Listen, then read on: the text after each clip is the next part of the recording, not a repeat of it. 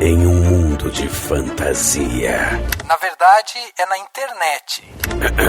Em que os filmes são analisados. Também tem biografia, entrevista, debate, um monte de coisa, né? Sim, um podcast se destaca.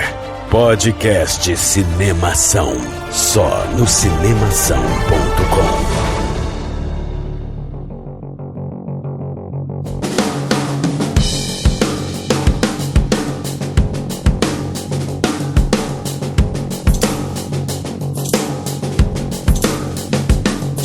Seja bem-vindo ao podcast Cinemação 359. Eu sou Rafael Arinelli e hashtag fora Bolsonaro. Só isso que eu quero falar. Isso aí. Então tá bom, é esse o ritmo que vai ser o podcast hoje, né? É, tá bom, vai ser isso. Tô entendendo, então tá bom. Deixa eu me preparar aqui. Eu sou Guilherme Arinelli e, mais do que nunca, eu não paro de pensar sobre o futuro. É verdade, ó. Ansiosos de plantão estão roendo as unhas. Eu sou Daniel Cury e o meu estilo de vida já faz com que eu possa ser chamado de quarentener. Tem Faria Limer, tem Maria Honor, tem os quarenteners. Isso que o pessoal tá chamando de quarentena é sua terça-feira, né, Dani? É, então. A diferença é que eu não tô indo pra academia. Eu já tô até postando coisa pra animar as pessoas pra treinarem em casa, porque eu tô treinando muito em casa, tô até com dor muscular aqui, ó. Tá? Mas, aliás, preciso deixar dito alguma coisa na introdução deste podcast. Você, ouvinte, que ouviu o podcast passado, você ouviu, assim, o Rafa terminando falando assim, o Daniel vai viajar. Nossa, verdade, teve Daniel essa. não viajou nada, Daniel não passeou em lugar nenhum, tá? Eu fiquei pensando, falei, nossa, os ouvintes vão ouvir, eu falei assim, esse maluco tá viajando. Não, o maluco não viajou, tá? Não viajou. A gente gravou antecipado o podcast, aí cancelaram meu voo, como tanta gente no mundo que tava viajando no período, teve que, sabe assim, eu não cheguei a precisar voltar antes porque eu nem fui, né? Mas fiquem tranquilos. Foi um caos, um pouquinho de caos pra cancelar voo, adiar voo, e aconteceram coisas, muitas bagunças no meio, mas tá tudo bem, agora eu estou de quarentena aqui quietinho em casa. É isso aí, o Dani nem saiu da casa dele direito, então fiquem tranquilos, a gente antecipou realmente o episódio, tá aí. E hoje, nesse podcast, né, 359, a gente tá aqui pra falar sobre o que todo mundo tá falando. Vamos falar sobre coronavírus, vamos falar sobre crise no cinema, vamos falar sobre como isso tá impactando, né, a indústria cinematográfica e tal. Então a gente vai falar sobre tudo isso. Mas vale ressaltar que esse vai ser o programa sobre o assunto. Ou seja, a gente não vai mais ficar falando sobre isso. É óbvio que, às vezes, no meio de uma conversa, numa discussão aqui, às vezes esse assunto pode surgir. Mas, assim, a gente não quer ficar focando nisso mais. O que a gente quer fazer é pegar esse episódio, colocar ele, posicionar ele aqui, né, dentro da história do cinema brasileiro, da história do mundo e tal. Então ele vai estar posicionado. E depois disso, vamos falar de filme, vamos falar de produção, vamos entrevistar o pessoal, vamos falar sobre várias coisas que estão acontecendo. Porque apesar da gente não estar tendo estreia, a gente tem muita coisa para assistir, né? A gente tá numa era em que a informação, o audiovisual tem muita coisa já publicada, coisas que dão para assistir aí. Então a gente vai discutir um pouco sobre isso hoje aqui. Vamos falar sobre essa crise, como que o coronavírus impactou na indústria cinematográfica, no audiovisual. E essa discussão tem hoje aqui a presença do meu irmão Guilherme Arinelli, que recentemente estava em terras americanas e veio embora antes de começar toda essa loucura, porque senão ele estaria preso lá, não é, Gui? É, exatamente. Eu voltei na hora certa, cara. Porque assim, foi diferença de uma semana. É sério. É. Olha, mas não fui eu que trouxe o corona pro Brasil, tá bom? Eu só quero deixar isso claro aqui também. Não é culpa minha, eu tô saudável. Tá, ele já, quando ele chegou aqui, ainda nem tinha começado isso, começou bem depois, meses depois, não foi? Foi 14 dias depois. Não foi. Foi muito tempo depois. Ô Gui, diz pra gente aí, pra quem ainda não conhece você aqui no Cinemação, pra quem tá te ouvindo pela primeira vez, fala um pouco então quem é você e fala também os seus projetos aí, né, que estão online, porque tem uma galera que de repente pode se identificar e ir lá também visitar o seu site e tudo mais. Então dá um panorama assim para o pessoal saber quem é Guilherme Arinelli. Bem, acho que a primeira informação aqui que me define é que eu sou irmão do Rafael Arinelli. Exato, essa é a primeira informação, sem dúvida. Mais importante. Não, mas, bem, eu sou psicólogo, sou formado em psicologia, tenho um mestrado em psicologia, atualmente faço doutorado em psicologia. Eu estudo principalmente o campo da psicologia escolar e educacional e, recentemente, eu estava fazendo esse intercâmbio também, porque eu estava fazendo uma pesquisa, parte da minha pesquisa nos Estados Unidos, então eu morei 6 meses nos Estados Unidos, só para contextualizar também essa questão anterior, e voltei faz aí mais ou menos um mês para continuar minha pesquisa. Tenho mais 1 ano e meio agora de doutorado e tô aí enfurnado de cabeça nesse negócio de vida acadêmica. E, bem, eu tenho um site junto com o meu grupo de pesquisa que chama prosped.com.br, e nesse site a gente tem vários materiais que estão lá disponíveis gratuitamente. O Prosped existe há mais de 10 anos já. E há mais de 10 anos a gente vem desenvolvendo pesquisa no campo da psicologia escolar e educacional. Enfim, a gente também tem Facebook, também tem Instagram, e atualmente eu tenho feito mais isso. Em paralelo, eu também divido a minha agenda com atendimentos clínicos, né? Então eu atendo na clínica, ofereço psicoterapia e ofereço orientação profissional também. E atualmente estou atendendo mais online, já atendia antes, mas estou atendendo online, né? Principalmente por conta aí da quarentena. Sim. Mas tem se mostrado um recurso interessante de trabalho, né? Em tempos de afastamento, eu acho que é esse tipo de tecnologia que nos aproxima. Aliás, é bom deixar claro que esse grupo que o Gui faz parte, o Prosped, significa Processos de Constituição do Sujeito em Práticas Educativas. Não tem nada a ver com Prosped igual prosperidade, não é nada coach o negócio. Não vai entrar lá achando que você vai encontrar. É bem o contrário. Exatamente. Então fica essa dica aí, prosped.com.br, para encontrar mais material que o Gui faz lá junto com o seu grupo, né, de estudo. E é isso aí, vamos bater então esse papo aqui sobre coronavírus, sobre a arte, sobre cinema. Vamos fazer esse panorama geral aqui logo depois do quadro Repercussão. Confira o que rolou durante a semana. Eu começo. Agora no Repercussão.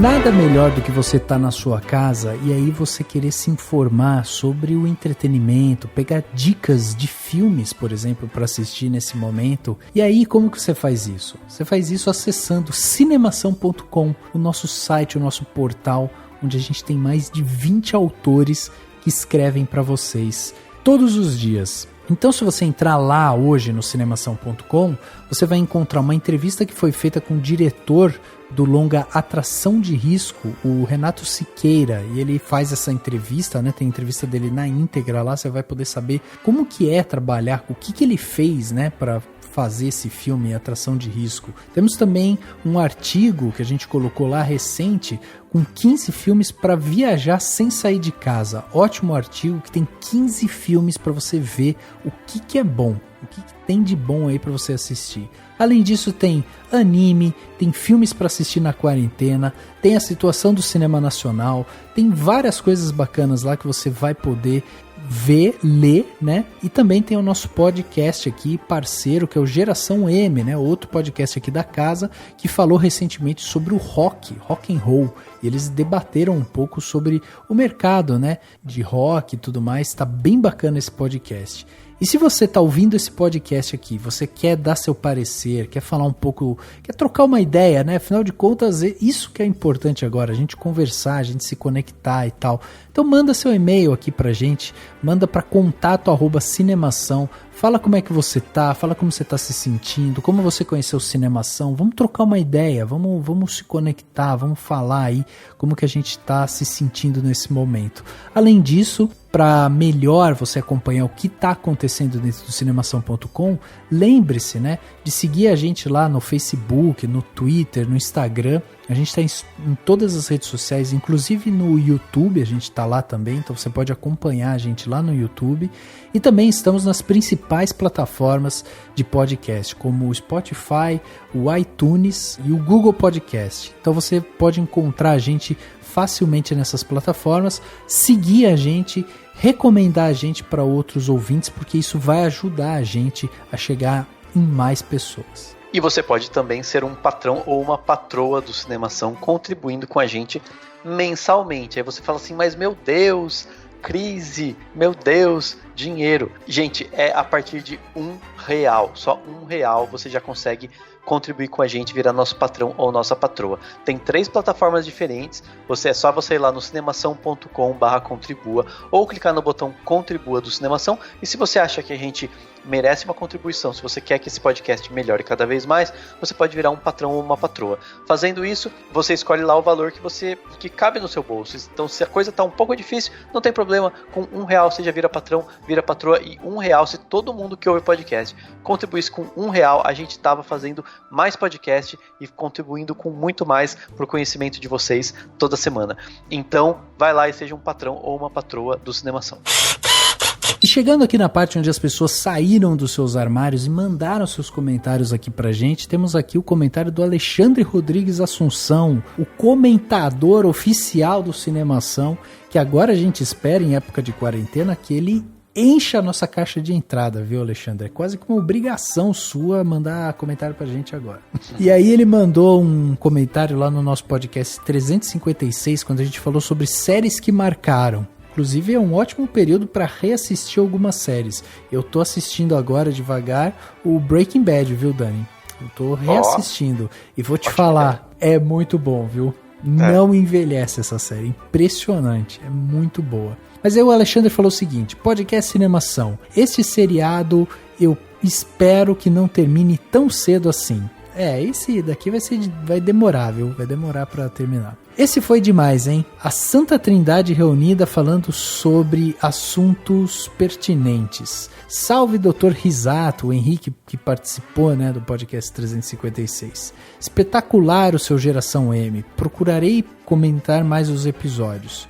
Prometo. Olha aí, Henrique, depois cobra o Alexandre lá, hein? Bem, como vocês, ando meio sem tempo para acompanhar a série. Estou focado mais em algumas, só algumas mesmo, quando a temática realmente me interessa. Para citar algumas mais recentes, sem ordem de preferência, Westworld, aliás, estou começando a assistir Westworld, cara, é incrível essa série também, adoro. Deuses Americanos, The Boys e os novos Star Trek, Chernobyl, entre outras. Sou vintage. Minhas séries marcantes são bem antigas e algumas com certeza o público daqui não viu. Querem exemplos? Viagem ao Fundo do Mar, você já assistiu, Dani? Não vi. Terra de Gigantes, já assistiu, Dani? Não. Perdidos no Espaço? Não. Jornada nas Estrelas? Um pouquinho. Os Tokusatsu? Alguns deles, um pouquinho também. O Regresso de Ultraman? Esse não. Então, realmente, olha, a gente não conseguiu acompanhar suas séries, Alexandre. Entre outras, todas da minha infância. Citaria outras aqui, mas o texto ficaria muito extenso. As séries sempre acompanharam fases da minha vida e sempre revejo algum episódio quando posso. Hoje só disponho da hora mágica, aquela que reservo para relaxar antes de dormir. Se não leio, vejo algum episódio de série antiga ou mais recente. Muito bom podcast, amigos. Continue assim. É com aquela reunião de amigos, onde há aquela conversa para trocar histórias, nesses dias onde não há paciência para se ouvir histórias, conversar é fundamental. Mais do que nunca, hein, Alexandre? Mais do que nunca. Muito obrigado pelo seu comentário, foi fantástico. Eu tenho um comentário também importantíssimo e bastante político do Lucas dos Santos, que comentou na 356 também, no podcast Séries que Marcaram. E ele comentou o seguinte, ó: na parte que vocês comentam sobre Breaking Bad, chegam a comentar um pouco sobre o SUS. Então, o Brasil é uma exceção entre países que oferecem saúde universal. O nosso sistema é algo que tem que ser valorizado sempre que possível. Existe um movimento no atual do governo para o sucateamento do sistema, com cortes de medicamento e de diminuição de investimento, e sua privatização. Por isso, a história do Breaking Bad poderia se passar em vários outros países. E eu acho que daria um cast inteiro de filmes e séries que seriam evitados se os Estados Unidos tivessem saúde gratuita. De cabeça, eu lembro de Coringa e Bates Motel. Realmente, faz muito sentido. Tem muito filme que só cabe nos Estados Unidos, porque lá não tem saúde gratuita que nem a gente tem aqui, mesmo com todas as falhas que ela pode ter. Em compensação, aqui a gente faz o saneamento básico, né? Daquele filme brasileiro. Exatamente. Que não tem saneamento. E aí ele só finaliza assim, ó: só mais uma coisa, tá errado quem falou mal de How I Met Your Mother. Risos. E forte abraço. Muito legal o comentário. Enfim, o podcast de hoje tem a ver também um pouco com a questão do SUS e da valorização dele. Quem sabe as pessoas vão valorizar um pouco mais, né? Tá tudo interligado, Dani. Todos os nossos episódios são interligados. São interligados, a gente planejou tudo. Tudo planejado.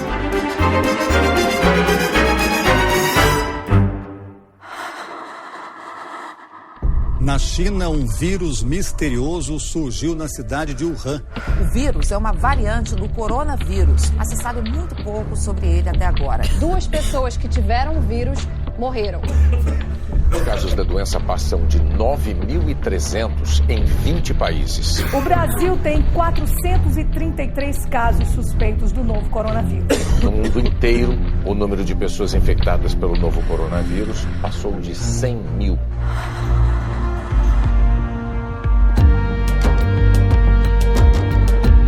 Bom, meus amigos, hoje estamos vivendo essa situação de quarentena, né? Estamos hoje gravando numa terça-feira, dia 24 de março. Esse episódio vai no ar na sexta-feira. A gente, de repente, né, pode acontecer alguma coisa no meio do caminho, mas, que tudo indica, a gente vai ter que ficar nessa situação de quarentena durante um bom tempo. Essa situação de quarentena impõe com que as pessoas fiquem em suas casas, não se aglomerem, né? Tenham contatos restritos, né, com outras pessoas e tal, justamente para a gente tentar evitar com que o contágio do coronavírus se espalhe. É basicamente isso. A gente aqui ninguém aqui é cientista, ninguém aqui entende biologicamente como é que essas coisas funcionam e tal, então assim, vão ter canais, tem podcasts aí que estão discutindo a questão do coronavírus de uma forma muito mais profunda, muito mais técnica e tal do que a gente. Aqui a gente vai focar exatamente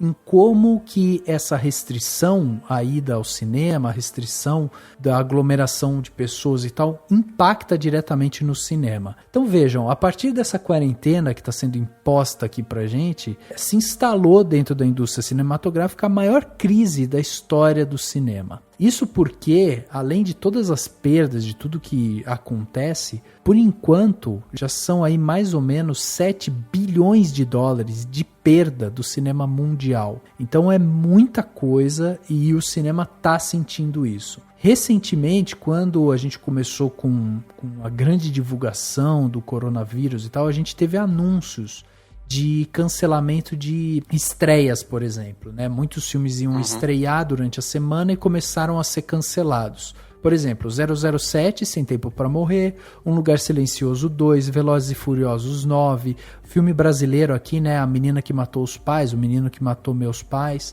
Teve também Mulan, teve Os Novos Mutantes, Trolls 2, estão todos com suas estreias canceladas, estão todos suspensos, e as salas de cinema também estão sentindo isso, né? O Espaço Itaú, por exemplo, estava lá com os assentos, tentando diminuir o número de assentos e tal, vendia só 60% dos assentos e tal, e aí depois começou a reduzir até a hora que, não, fechou, não tem mais nada, não dá mais para fazer mais nada. Então o cenário cinematográfico, ele se coloca como muito dramático problemático também, justamente por isso, porque o cinema é feito por muitas pessoas aglomeradas, né? Pessoas aglomeradas para assistir e para produzir. Exato, né? Que é outra coisa que a gente vai falar, que é tudo que foi cancelado, a produção que foi cancelada. Mas, por exemplo, nessa perda, nisso tem muita gente que pode pensar, não, mas quer dizer que o filme, quando for lançado, vai recuperar esse dinheiro. Não necessariamente, não, provavelmente muito pouco. Então, por exemplo, só para ter uma ideia, o não lançamento do novo filme do 007 já custou 30 a 50 milhões de dólares para a MGM, porque eles já tinham gastado tudo isso em anúncio, em publicidade e tudo mais, e eles vão perder totalmente, né? O anúncio não vai ficar, ele vai sair e as pessoas vão esquecer do filme. Quando for lançado, eles vão ter que anunciar tudo de novo. E isso gera complicações em todos os filmes que estavam para sair, né? O próprio A Menina que Matou os Pais, né? Esse filme brasileiro que estava com chance de ser uma boa bilheteria, estava gastando muito, estava fazendo muito anúncio, né? E aí teve que cancelar. Para você ter uma ideia, o número de salas de cinema abertas no Brasil, hoje, vamos dizer assim, no momento que a gente está gravando aqui e tal, estava cerca de, acho que 50, alguma coisa assim. Mesmo assim, a renda no cinema brasileiro com poucas salas foi de R$9 mil, que é bem pouco, né? Sim. E nos próximos dias, inclusive quando esses podcasts saírem, a tendência é que 100% das salas de cinema do Brasil estejam fechadas, sem contar com quase 100% de salas de cinema de tudo quanto é país, incluindo os Estados Unidos, que são um mercado importante, incluindo a Itália, por exemplo, que está sofrendo muito com a pandemia, Reino Unido, enfim, países fortes. E a China, que agora começa a voltar a funcionar, ela reabriu mais ou menos 500 salas de cinema, das milhares que eles têm, 500 já foram reabertas, mas a venda de bilhetes foi muito baixa, mesmo na média, né, das salas, porque as pessoas ainda estão voltando, se adaptando à vida. Com esse choque que foi tudo que aconteceu lá, as pessoas não vão ir pro cinema necessariamente logo de cara e tudo mais. E isso faz com que isso seja... Eu estava até vendo o Dalle Nogari, né, que é um crítico de cinema que entende bastante dessa questão de mercado, e ele estava falando, essa é a maior crise da história do cinema, de sempre, porque mesmo durante períodos de guerra, o cinema continuou e ele era até um escape. Então, por exemplo, durante a Segunda Guerra Mundial, os americanos iam pro cinema pra caramba, mesmo estando estressados e tal com a guerra. Por quê? Porque a guerra não estava acontecendo na cidade deles e o cinema era uma forma de você dar uma relaxada, de você dar uma descansada e tudo mais. A mesma coisa com quase todos os países. Então, assim, por exemplo, durante uma guerra em algum país, o cinema daquele país parava, provavelmente, ou a maioria parava, mas no mundo todo não. Agora, desse jeito, né, com o mundo inteiro praticamente parando de ir ao cinema, e os estúdios, e aí tanto os grandes estúdios quanto os pequenos, os grandes distribuidores, os pequenos, e os grandes filmes, os pequenos, estão tendo que deixar de ser lançados. Exato. E aí isso para toda uma cadeia de lançamentos. E isso vai trazer muito problema, porque depois, quando tudo isso passar, porque vai passar, né, isso é uma certeza, se com muita tragédia ou pouca, se com muita morte ou pouca, vai passar. Quando isso passar, vão ter que acumular estreias, e ninguém sabe como que isso vai acontecer, né? Então... Porque assim, pensando exatamente assim, de você ir até o cinema e o filme ele tá lá em cartaz, alguns filmes eles duram mais nas salas de cinema e outros duram menos, né? Porque existe todo um acordo ali entre distribuidora, a própria sala de cinema e tal, tudo mais. Então existe tudo isso em volta. Então vou dar um exemplo aqui. Tava para estrear agora, recentemente, o Velozes e Furiosos 9. Velozes e Furiosos 9 é um filme que leva muita gente pro cinema. Ele fica várias semanas e tal, é um filme super popular e não à toa tá na sua versão 9, né? O filme ele não para de ter novas versões e tal, porque é um filme extremamente popular. Então assim, esse filme entrar no cinema e ele ocupar um número grande de salas, por exemplo, ele vai ocupar lugar de salas que poderia ser, por exemplo, para Um Lugar Silencioso 2 ou pro próprio 007, entende? Então assim, vai ter um acúmulo de estreias que daí as distribuidoras, as produtoras, as próprias salas de cinema e tal vão ter que remanejar isso de uma maneira de que você tem a opção para ir assistir, só que ao mesmo tempo eles precisam também saber o que vai ser lucrativo para eles ali e tal. Então assim, é uma situação bem complicada complicada, cara. E essa questão de lançar, de fazer semanas de super lançamentos, né? Nos Estados Unidos, de vez em quando isso acontece. De vez em quando você tem 2 grandes filmes chegando juntos no cinema. Só que os Estados Unidos, por exemplo, né, são um país com muita sala de cinema e com um público consumidor com mais poder de consumo. No Brasil, você tem um país com bem menos salas e um público consumidor com menor poder de consumo. Então, se você faz muitas estreias assim, alguma delas vai dar... Na verdade, as duas vão estar dando um tiro no pé. Exato. Porque o brasileiro não vai falar assim, nossa, eu vou ver 2 filmes esse fim de semana. Não, ele vai escolher porque custa muito caro. Né? Ainda mais se vai com a família toda e tal. Então vai ser, nesse processo vai se perder muito dinheiro. Então a gente não tá só com uma coisa do tipo, tá perdendo dinheiro e depois recupera. Não, tá perdendo dinheiro e depois não vai recuperar, entendeu? Vai aos poucos, vai demorar um tempo. Alguns filmes discutem, né, a possibilidade de fazer suas estreias por streaming, né? Por streaming. Então, mas não é todos que vão conseguir também fazer essas estreias. E não é todos que podem se dar esse luxo. Então, por exemplo, a Universal vai lançar o Trolls 2 no On Demand. Então ele vai sair provavelmente em, sei lá, iTunes, na Apple, na Apple TV, esses canais que você tem que pagar, né? Então você paga lá um valor para alugar o filme e você assiste o filme alugado. É um filme menor, é um filme um pouquinho mais barato, é um filme que atende a criançada, que pode conseguir uma grana legal ou pode se pagar de alguma maneira entrando nisso. Isso com o Trolls 2 e a Imovision, né, uma distribuidora aqui no Brasil. Acho que a A24 também, que é a distribuidora de filmes menores, um pouco menores e mais baratos, que é a distribuidora americana, também vai começar a lançar alguns filmes direto no streaming. E aí, ao fazer esse lançamento direto no streaming, isso permite que as pessoas comprem, né? Porque é um público mais de nicho, né? Esse público vai lá, vai comprar, vai assistir o filme e tudo mais. E é uma forma deles não perderem tanto. Agora, a Warner Bros., por exemplo, com Mulher Maravilha, surgiu uma espécie de boato, né? De que a Warner Bros. Lançaria Mulher Maravilha 1984, né? No streaming direto, ou de alguma maneira. Isso, assim, é impossível, porque é um filme muito grande, muito caro, que precisa ir pra sala de cinema para se pagar. Se ele sai direto no streaming, ele vai ser pirateado logo, a maioria não vai pagar, né? E ele vai perder muito, muito, muito, muito dinheiro. Então eles têm que, para perder o mínimo de dinheiro possível, segurar esse filme e esperar o momento em que tudo se acalmar, entendeu? Vocês estão falando bastante do lado da indústria, claro, acho que faz total sentido, mas eu também fiquei pensando, né, assim, por conta de todo esse contingenciamento, que já tem uma certa previsão também que a renda média das famílias também diminua, né? Principalmente das pessoas que são trabalhadores informais, etc. Então eu também fico pensando, né, essas pessoas que ficaram esse tempo paradas ou que diminuíram suas rendas por algum motivo, e aí ela também tem uma quantidade limitada de recurso onde que ela vai pôr o dinheiro dela também, né? Claro. Então, como o Dani estava falando, por exemplo, ela vai ter que escolher se ela vai num filme ou em outro, por exemplo, no final de semana, porque ela não vai nos dois. Então, talvez ela não vá nenhum também.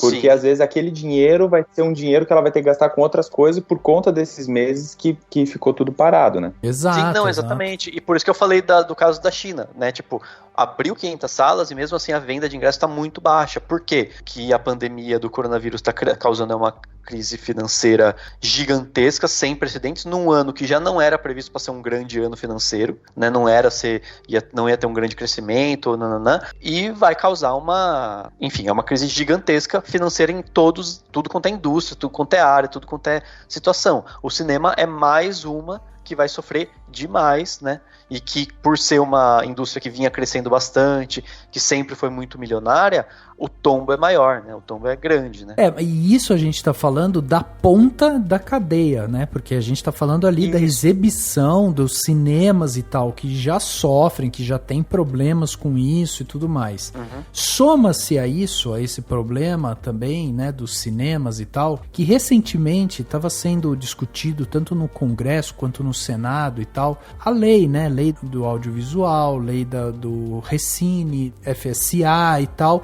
que também isso pode impactar exatamente nas salas de cinema. Então a gente está falando da ponta da cadeia, porque a gente sabe que existe um processo de desmonte, né, da cultura, existe um processo de desmonte do cinema e tal, e uma das coisas que esse governo está fazendo agora, que estava sendo discutido antes de explodir a pandemia, era justamente Lei do Audiovisual, FSA, né, o Fundo Setorial do Audiovisual, e o Recine, que é também um fundo que é dedicado especificamente para manter e preservar cinemas fisicamente ali.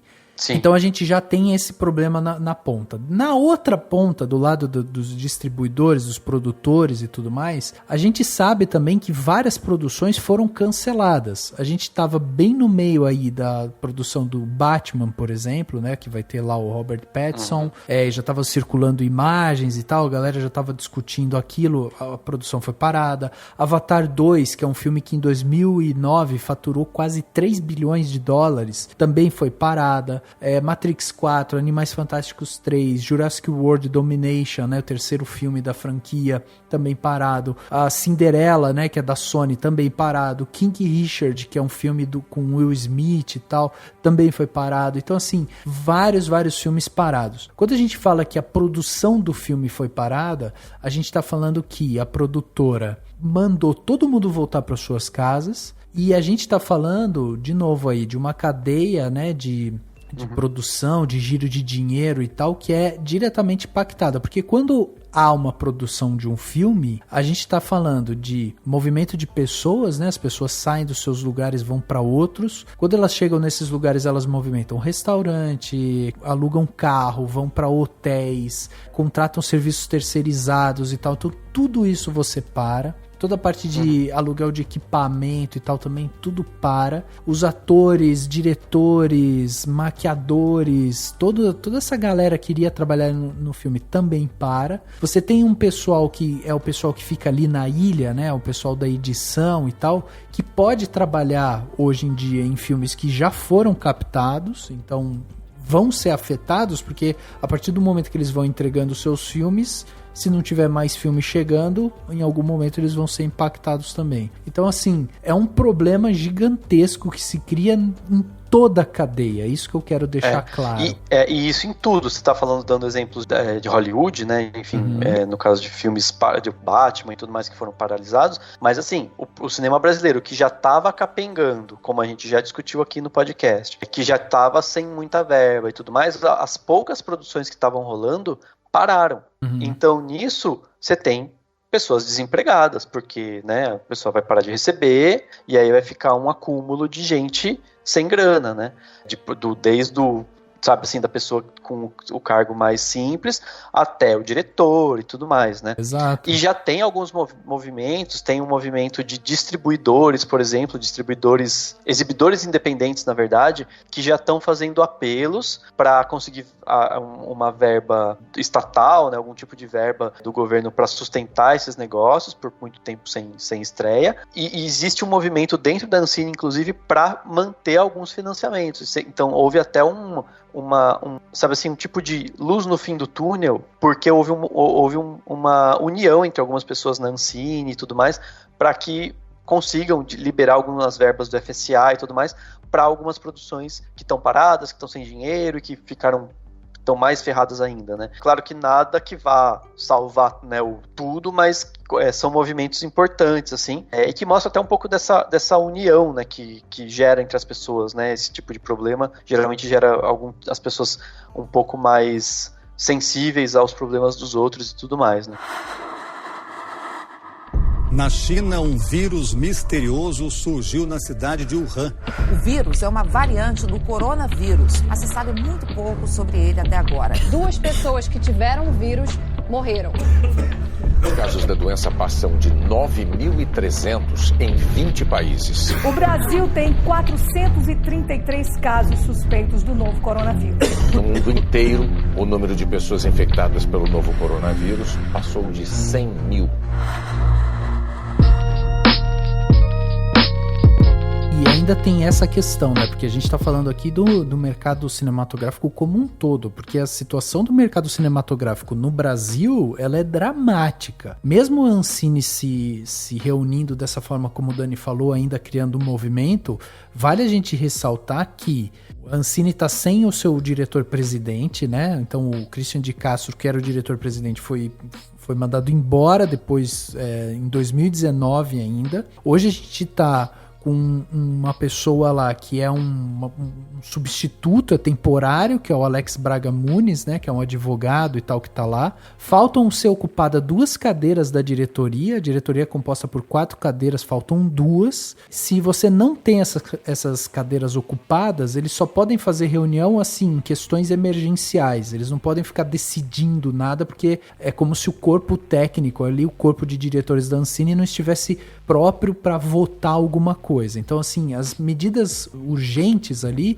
elas são tomadas, né, porque são urgentes, e aí você tem 2 diretores que resolvem. Aí o Bolsonaro, ele fez aquela indicação do Tutuca, né, para ser o novo diretor-presidente da Ancine, que é aquele pastor e tal, que quer chegar lá na Ancine e tal. Ele seria sabatinado pelo Senado, isso ficou completamente em segundo plano agora, ele foi, esse assunto foi esquecido. E ainda em março agora, de 2020, a gente tem a questão justamente de que está ocorrendo no Senado e no Congresso as discussões, como eu falei, da lei do audiovisual, do Recine, do Fundo Setorial do Audiovisual e tal. Por quê? Porque isso é muito importante para que o cinema no Brasil ele se mantenha ativo. Então, por exemplo, a questão da lei do audiovisual está sendo debatido lá, o veto 6219, em que o presidente ele resolveu vetar integralmente a lei do audiovisual e do Recine. O Recine, para quem não sabe, né, eu já falei aqui algumas vezes, ele significa Regime Especial de Tributação para Desenvolvimento da Atividade Cinematográfica. Esse recurso ele é destinado especificamente para a infraestrutura dos cinemas.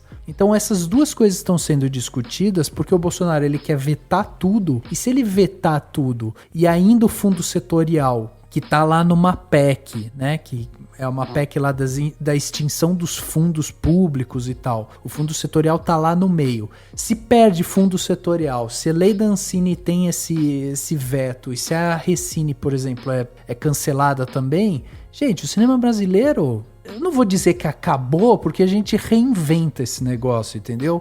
Mas vai ser muito difícil. A gente tá perdendo muitos anos e anos de desenvolvimento.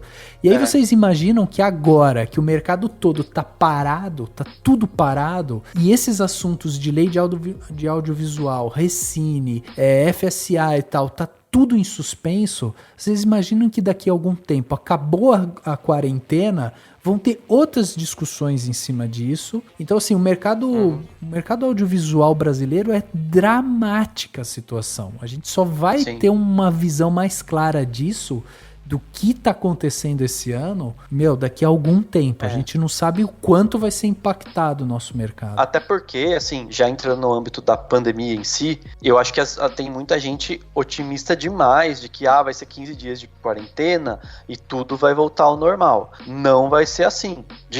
Muito dificilmente vai ser assim. Eu sei que a gente não é especialista nisso, mas eu tenho visto sobre o assunto assim. A tendência é que depois de um mês, com tudo muito parado, a gente começa a reduzir casos, e aí talvez o Brasil tenha que viver mini quarentenas em locais de surto, né? Então surgiu o surto numa capital, fecha a capital, para tudo lá e vai indo. Ou então talvez role coisa de muitos meses, tipo 6 meses, sabe? De pessoas super desse jeito, sabe? Saindo só para fazer compra necessária, ficando em casa o máximo de tempo possível, saindo só para, né, assim, coisas essenciais, e voltando para casa, num país super parado. Tem alguns filmes que vieram com um papo de em junho, julho, eu não sei se junho e julho vai estar tão maravilhoso assim para voltar. Talvez a gente tenha algumas estreias, existe um movimento de distribuidores menores, principalmente a Paris Filmes, que se comprometeu a enviar vários filmes deles para redes pequenas, então, sei lá,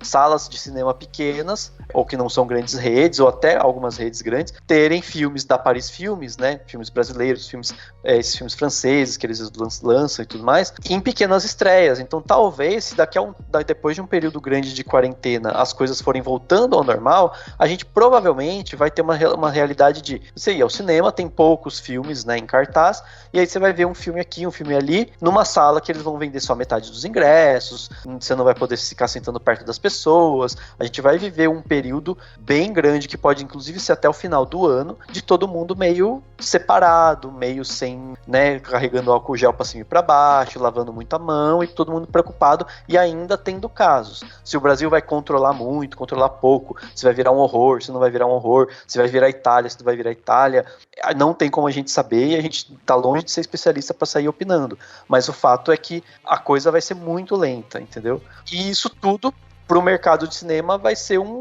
é praticamente um ano perdido já. Exato. E aí entra nessa questão que é o mercado cinematográfico de audiovisual, ele é feito por muitas pessoas.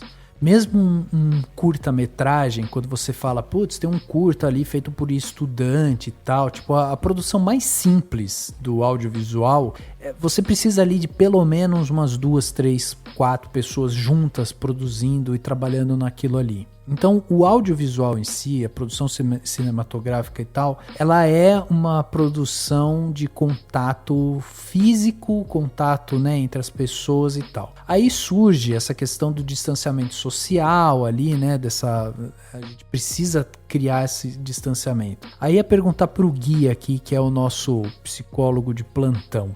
Eu tô achando minimamente curioso que a gente está vivendo um momento que talvez a nossa geração certamente não viu, né? E a nossa geração que eu digo são das pessoas mais novas, as pessoas mais velhas hoje que tem no mundo, né? Porque se a gente pegar a pessoa mais velha no mundo, talvez nem ela tenha visto, talvez lá na gripe espanhola, alguma coisa e tal, mas, sabe, difícil que ela lembre daquilo. Então, toda essa geração de seres humanos que estão hoje aqui no planeta Terra não viram uma situação de crise desse tamanho, assim, onde tudo precisa parar e tal. E é minimamente curioso que é imposto a gente esse distanciamento social, é imposto a gente a diminuição do consumo e tal, em um momento em que o mundo caminha justamente para uma coisa de consumo abundante, né, onde a gente já estava questionando e refletindo sobre essa questão e tal, e aí de repente a gente chega aqui numa epidemia que obriga todo mundo a dar um passo para trás e falar assim, ó, agora você tem que consumir menos, você tem que consumir só o necessário, você tem que olhar para suas finanças, você tem que se reorganizar. Então existe toda uma volta, né, um comportamento reverso aí que a gente tem que fazer até onde a gente caminhou agora. E aí a pergunta que eu tenho para te fazer, Gui, é justamente da onde a gente arranca otimismo, né, perante um cenário assim, porque o discurso comum é, gente, isso vai passar. E é óbvio que isso vai passar, mas tudo indica que depois que passar, a gente vai ter que voltar a remar muito, né? E talvez o próprio comportamento humano mude, porque o trauma vai ser grande também, né? Uhum. Assim, eu acho que são muitos fatores que a gente precisa levar em consideração ao mesmo tempo, e talvez essa seja, na verdade, uma das principais dificuldades da situação que a gente está passando atualmente, né? Porque a gente pode, por exemplo, levar em consideração tudo que a gente sabe até agora, por exemplo, em relação aí ao coronavírus, foi basicamente construído nos últimos meses, né? Com base no que a gente viu na China, o que a gente está vendo acontecer na Itália, ou na Espanha agora, que está crescendo muito, nos Estados Unidos e também no Brasil. Então, acho que esse já é um primeiro elemento, porque a gente tem pouca base de referência. Então a gente tem poucas coisas com que comparar, né? Porque, como você mesmo disse, eu acho que na história da humanidade, pelo menos na história da humanidade moderna, foram poucas as vezes e raras as vezes que a gente teve um surto desse, principalmente relacionado à saúde, de uma dimensão desse tamanho que chegou a parar, né, o globo, né, de uma forma geral. Então, eu acho que esse é um primeiro ponto crítico, assim, a gente tem uma dificuldade de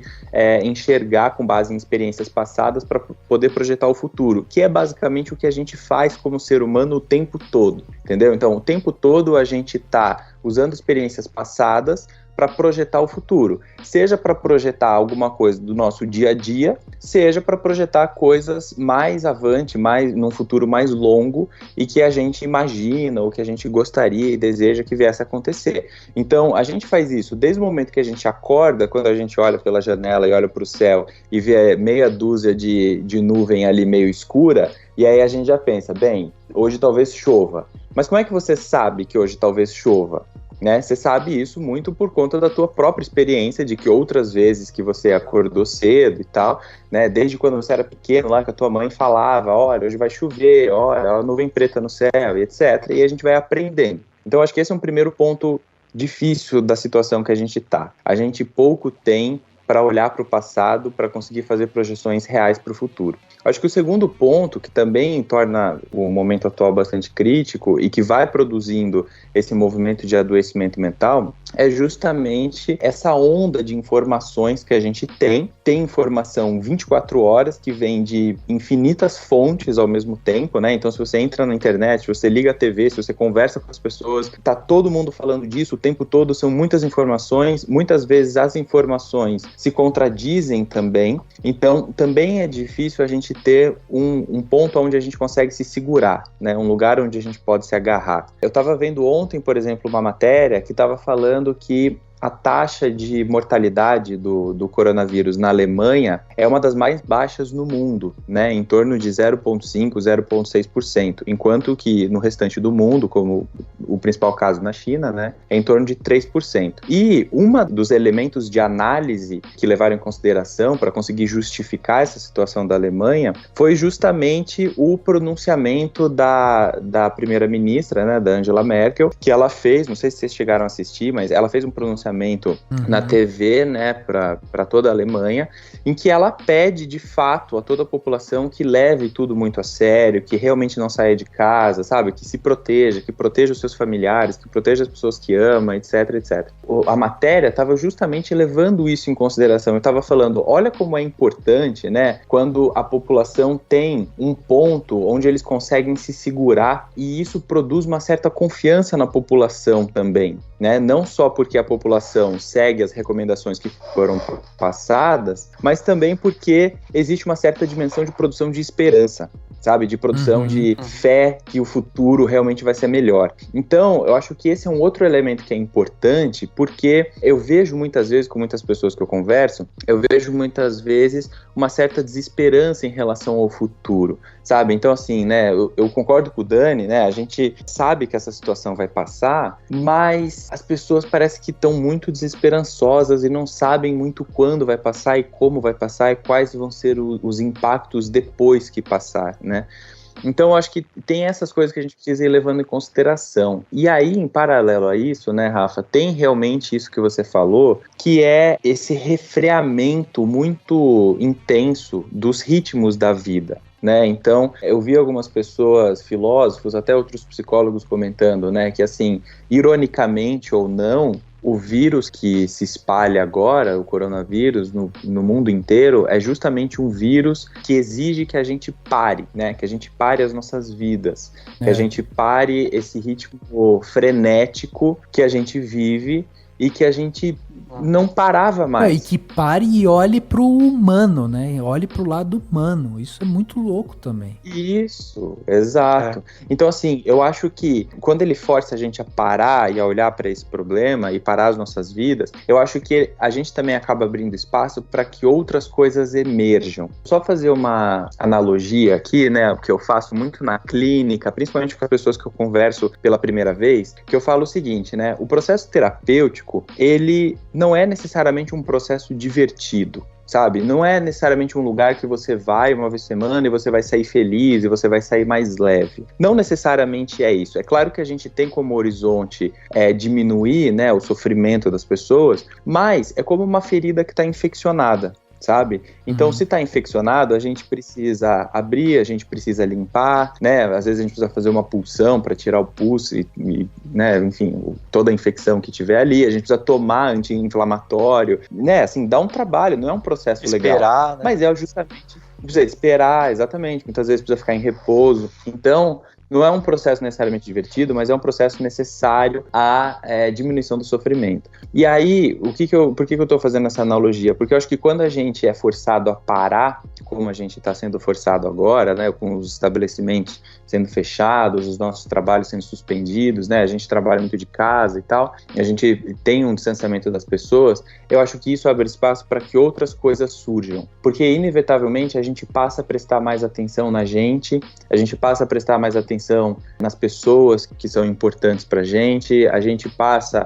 a ressignificar, né, uma série de questões da nossa própria vida. Eu vi o Rafael Infante, que é um comediante, inclusive, falando outro dia no Instagram, que ele falou assim, pois é, né, há 2 meses atrás, quais eram as nossas preocupações? E quais são as nossas preocupações agora, sabe? Então, eu acho que isso dá uma dimensão, né, do quanto que o nosso olhar se transformou nesse curto período de tempo e quanto ainda tem para se transformar. E é isso, olhar para a gente, olhar para a nossa vida. Muitas vezes, se você, por exemplo, é casado e aí você está fazendo home office, você está vivendo 24 horas, né, com o seu companheiro ou com a sua companheira e tal, ou com a sua família mesmo, essa convivência intensa também produz outros tipos de conflito, sabe? Também produz outros tipos de sofrimento. Então tem muita coisa que começa a borbulhar quando a gente tira os nossos olhos só dessa esteira automática que a gente estava, do mundo do trabalho, do mundo dessa repetição constante, que também não parava nunca, e a gente é forçado a parar e olhar para isso. E aí quando a gente para e olha, nem sempre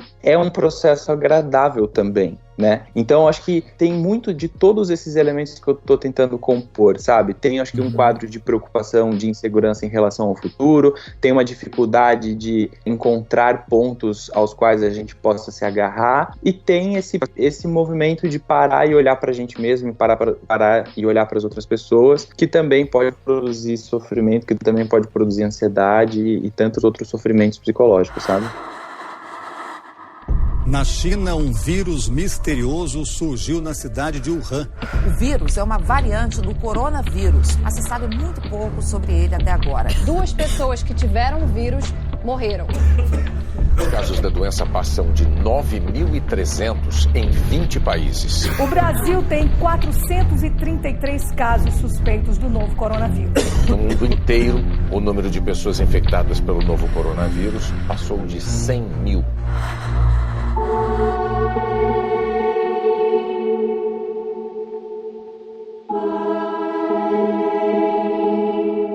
E a gente tem uma outra questão que anda, eu acho que meio que em paralelo a isso que você estava falando, que é justamente a questão da arte, né? Porque a arte, ela se coloca numa situação dessa, de paralisia do mercado como um todo e tal, né? Das nossas próprias atividades e tal. A arte surge quase que como um respiro, né? Isso eu acho também muito louco da gente observar. Porque até quando a gente conversou aqui com a Denise Fraga, ela falou isso, né? Ela falou que quem consome arte, quem gosta de arte, no mínimo sofre mais bonito. E é interessante da gente ver isso porque é realmente, a partir do momento que você vai atrás de um filme, a partir do momento que você vai ouvir um podcast, a partir do momento que você vai ler um livro, sabe, a partir do momento que você consome arte de alguma forma, né, qualquer arte que seja, de alguma forma você pelo menos está deixando aquele sofrimento, aquela angústia ali, dar uma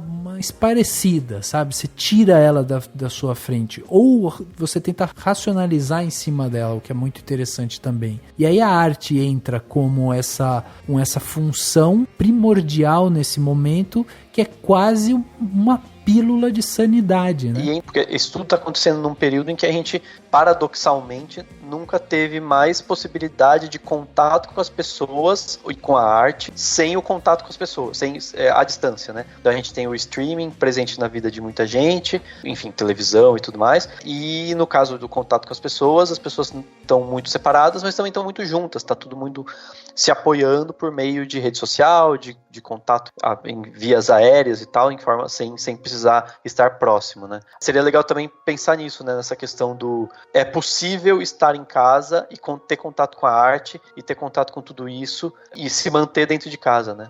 Não, com certeza. Eu acho que, de novo, né? Eu acho que é um momento da gente ressignificar, inclusive, o uso dessas ferramentas, né? Então, aqui a gente está gravando, por exemplo, à distância, você tem tantas outras ferramentas que são possíveis de serem usadas nesse momento e que podem trazer esse acalento de alguma maneira, né? Assim, para que você não fique completamente isolado. Agora, eu acho que tem uma questão, uma dimensão importante disso que o Rafa está falando, sobre a arte ser um respiro. Tem um professor da Unicamp, ele chama Duarte Júnior, e ele é do campo das artes. E ele fala que a arte coloca a gente, seja ela qual for, né, seja o cinema, seja o teatro, a música, a pintura, etc. A arte coloca a gente momentaneamente em suspensão. Então é quase como se a gente se descolasse temporariamente da nossa vida cotidiana, da vida vivida que produz todos esses sofrimentos, e a gente olhasse ela de um outro lugar, sabe? A gente olhasse ela quase como se a gente estivesse pairando sobre essa realidade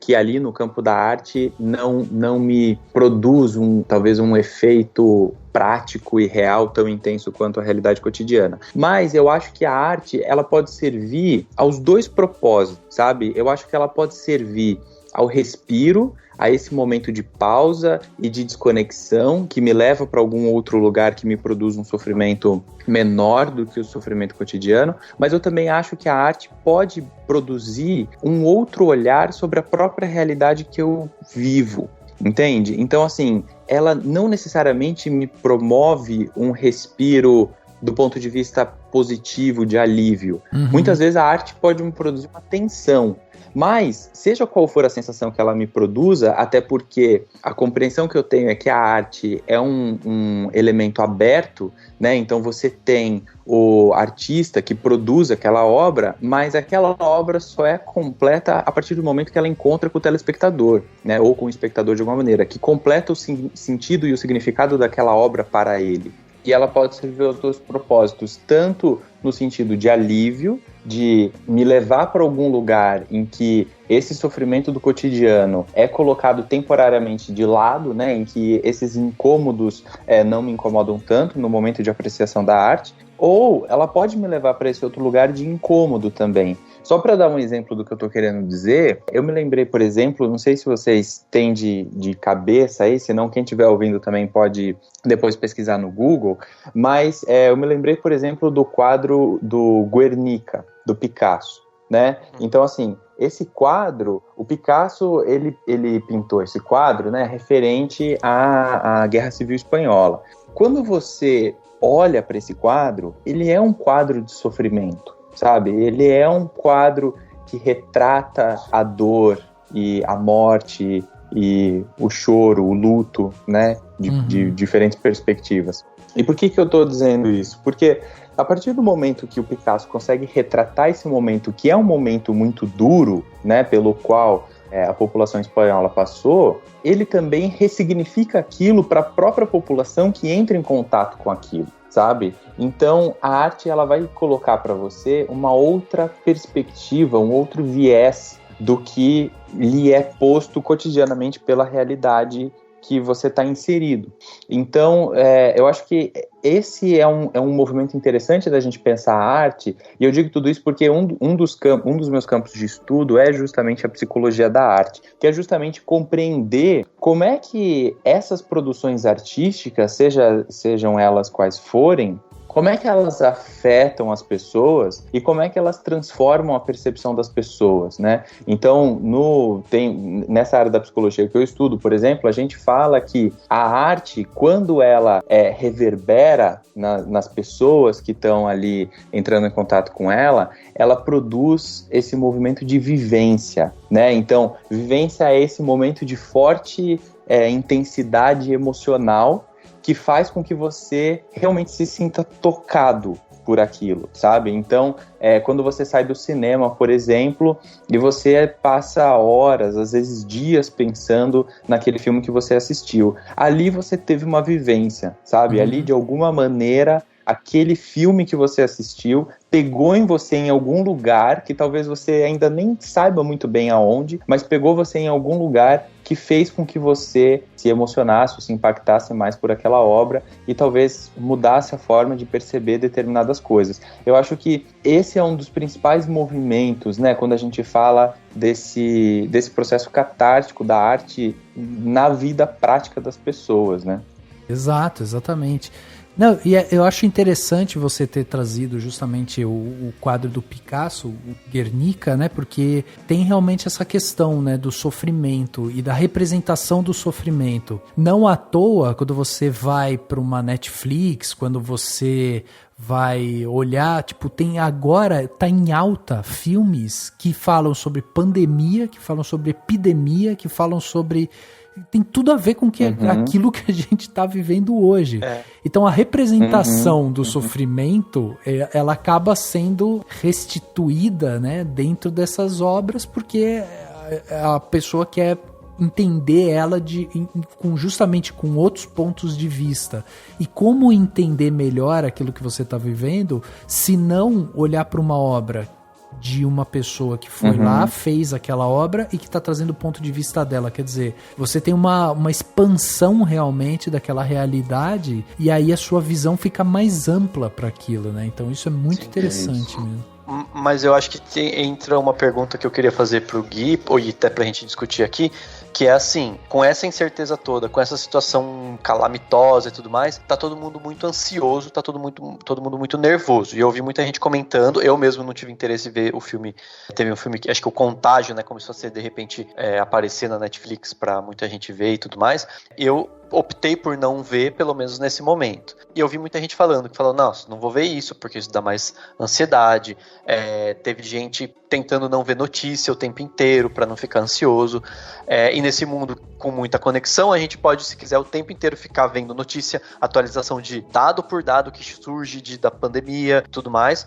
E ao mesmo tempo, se a gente quiser se distrair completamente, a gente pode ficar o dia inteiro vendo filme na Netflix, vendo filme no streaming, vendo filme em casa, né? Filme que nos distraia da realidade. Você acha que existe algum tipo de cuidado que a gente precisa ter para conseguir essa serenidade, ou seja, para conseguir manter a compreender sanidade. o mundo, manter a sanidade, mas também assim, compreender o mundo e saber separar o momento que eu vou ficar informado, né? Enfim, eu tenho que ver notícia de alguma maneira, pelo menos um pouco. O momento que eu vou me distrair, que eu vou me, né, dar uma desopilada, como eu sempre falo, que eu gosto dessa palavra, desopilar, eu acho que é bem significativa. E o momento também dessa introspecção, porque querendo ou não, a gente precisa aprender a lidar com a introspecção, né? A gente precisa aprender a lidar com o estar isolado.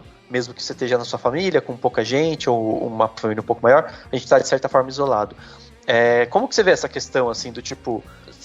grosso modo é assim, você não pode ficar vendo notícia o dia inteiro, você não pode ficar vendo filme o dia inteiro, e você não pode ficar refletindo sobre a sua vida e sobre o mundo filosoficamente o dia inteiro. Mas a gente precisa encontrar um equilíbrio nesse sentido, né? Não, com certeza, Dani. Assim, vou dar um exemplo aqui de um termômetro que a gente usa na psicologia e que pode ser útil para as pessoas nesse momento de autorreflexão e de autoanálise. O que a gente considera, o termômetro que a gente usa na psicologia para considerar quando alguma coisa é um problema, é justamente analisar quando aquela coisa passa a produzir algum tipo de sofrimento ou passa a prejudicar a vida da pessoa ou das pessoas ao seu redor. Então eu vou dar um exemplo prático do que eu estou querendo dizer, que eu acho que ilustra bem essa questão. Então, por exemplo, hoje com essa questão do coronavírus, a gente está ouvindo muito falar sobre lavar as mãos. Então você liga na internet, você entra no YouTube e tal, e tem lá várias maneiras corretas de lavar as mãos. Você liga a TV, também tem várias maneiras corretas de lavar a mão. Tá todo mundo falando sobre lavar a mão e etc. Usar o álcool em gel, usar os produtos certos e assim por diante. O comportamento em si de lavar a mão, ele não é um problema, né? Até porque a gente aprende ao longo da vida que a gente deveria lavar as mãos algumas vezes ao dia, antes das refeições, por exemplo, né, ou em outras situações. Quando que o comportamento de lavar as mãos se torna um problema? quando ele de fato começa a produzir sofrimento na pessoa ou começa a prejudicar de forma prática a vida dessa pessoa ou das pessoas que estão ao seu redor. Então, por exemplo, a pessoa não consegue mais sair de casa se ela não lavar 3 vezes a mão. A pessoa começa a fugir um pouco do controle, sabe? E aí ela, por exemplo, está atrasada já para o trabalho, mas ela não consegue ainda assim sair de casa porque ela tem que lavar a mão 3 vezes. E aí, se ela lava 3 vezes a mão e ela pega na maçaneta sem querer e ela acha que ela não devia ter pegado a maçaneta porque a maçaneta tá suja, por exemplo, ou tá contaminada, ela volta e lava de novo 3 vezes a mão. E aí ela fica fazendo esse vai e volta, por exemplo, várias vezes, e ela não consegue sair de casa, e isso começa a prejudicar ela na vida dela, no trabalho, ou para sair com os amigos, ou quando os amigos vão até a casa dela, etc. Então, esse é o termômetro que a gente usa, sabe? Que é para definir se uma coisa é de fato um problema, sabe? Se a psicologia deve intervir de alguma maneira nesse comportamento ou não. Então, eu acho que é importante a gente colocar essas questões, porque eu vejo que tem muita gente, e muitos psicólogos, inclusive, que estão dando várias sugestões, né, nas redes sociais, de coisas que você deve ou não deve fazer, e etc. Eu gosto, Dani, de ir por um outro caminho. Eu gosto de ir por um caminho de analisar a função, sabe? Então, o que isso significa? Por exemplo, tem um monte de gente aí que está assistindo, por exemplo, esse filme do Contágio. Eu ainda não assisti esse filme, enfim, mas o que a gente precisa se atentar é qual é a função de assistir esse filme agora, nesse momento, sabe? E aí essa é uma questão que você pode pôr a você mesmo. Então, assim, se eu assistir esse filme agora, esse filme vai me trazer de alguma forma algum tipo de acalento? Se eu assistir esse filme agora, esse filme vai me trazer de alguma maneira uma tranquilidade um pouco maior, porque talvez eu fique imaginando o que vai ser do meu futuro, ou não, ou sei lá, ou eu vou me distrair, ou não, eu nem ligo. Pra mim é só uma história de ficção, não tem impacto real sobre como eu, sei lá, vivo a minha vida e compreendo as coisas do coronavírus, sei lá. Eu acho que também pode haver um fator, em alguns casos, dependendo do filme, e eu também confesso que não vi o filme, então não posso dizer sobre esse especificamente, mas tem às vezes, dependendo do filme, ele é tipo assim, ele é tão trágico, ele é tão horroroso, que você também tem uma espécie de acalento do tipo assim, pelo menos isso não tá acontecendo, né? Sabe assim, tipo... Isso, então. Pelo menos esse tipo de... Não é, sabe assim, sei lá, um filme de apocalipse zumbi, por exemplo, um exemplo bem idiota, mas só de você ver o apocalipse zumbi, você fala, não, a gente não tá vivendo isso, né? É horrível o que a gente tá vivendo, mas não chega nem perto do que seria o filme do Brad Pitt com zumbis lá. Então, assim, é nesse caminho também. Sim. Então, exato. Isso que você tá falando é, por exemplo, uma das funções possíveis de se assistir a esse tipo de filme nesse momento, entendeu? Então, por exemplo, eu gosto de levantar esse tipo de questão, esse tipo de análise, de problematização, porque no final das contas, onde a gente vai chegar, e que as pessoas inclusive ficam brincando com os psicólogos, né, é que depende, sabe? E depende de verdade mesmo, porque assim, tem pessoas que gostam, como você comentou, tem pessoas que gostam de se exercitar em casa, e tem pessoas que não, sabe? E tudo bem não gostar de se exercitar em casa, ou tudo bem gostar de se exercitar em casa. De novo, isso em si não é um problema. Por quê? Por que não é um problema? Porque quando a gente aplica aquele termômetro, isso não gera nenhum grande prejuízo à sua vida, ou não te produz nenhum grande tipo de sofrimento, etc.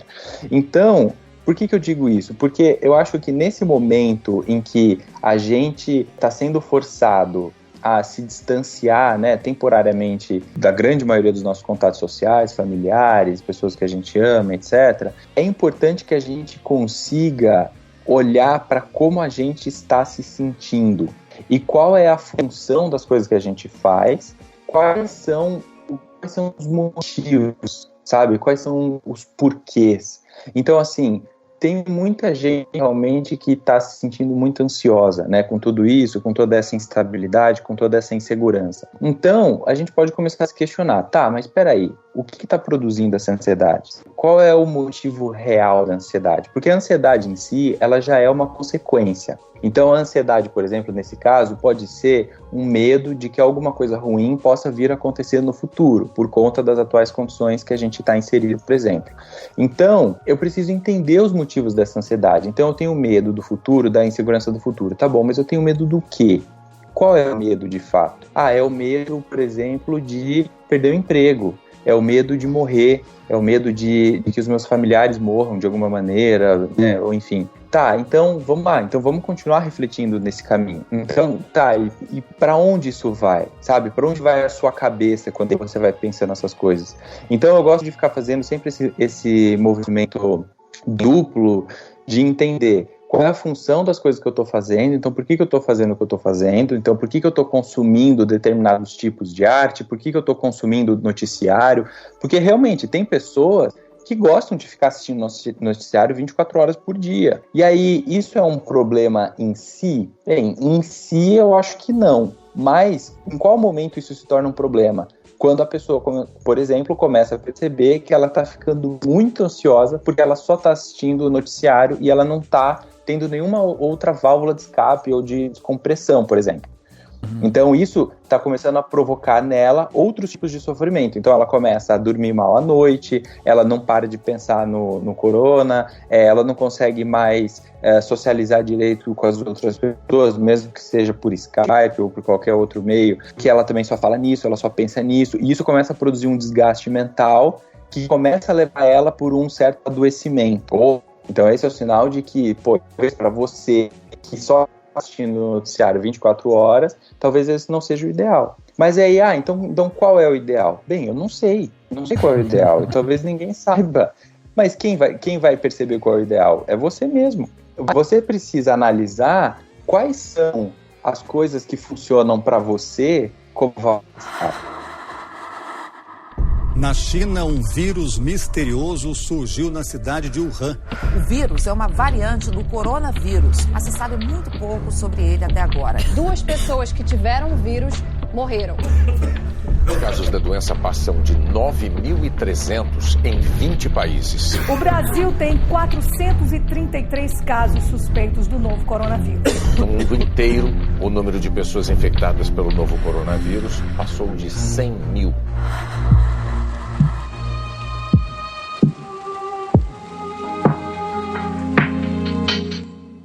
Vale ressaltar que, segundo a OMS, né, que é inclusive quem está dando os parâmetros aí para o coronavírus, né, o que se deve fazer ou não, a OMS já tinha feito uma pesquisa em junho do ano passado aqui no Brasil e eles viram que o Brasil é o país mais ansioso do mundo.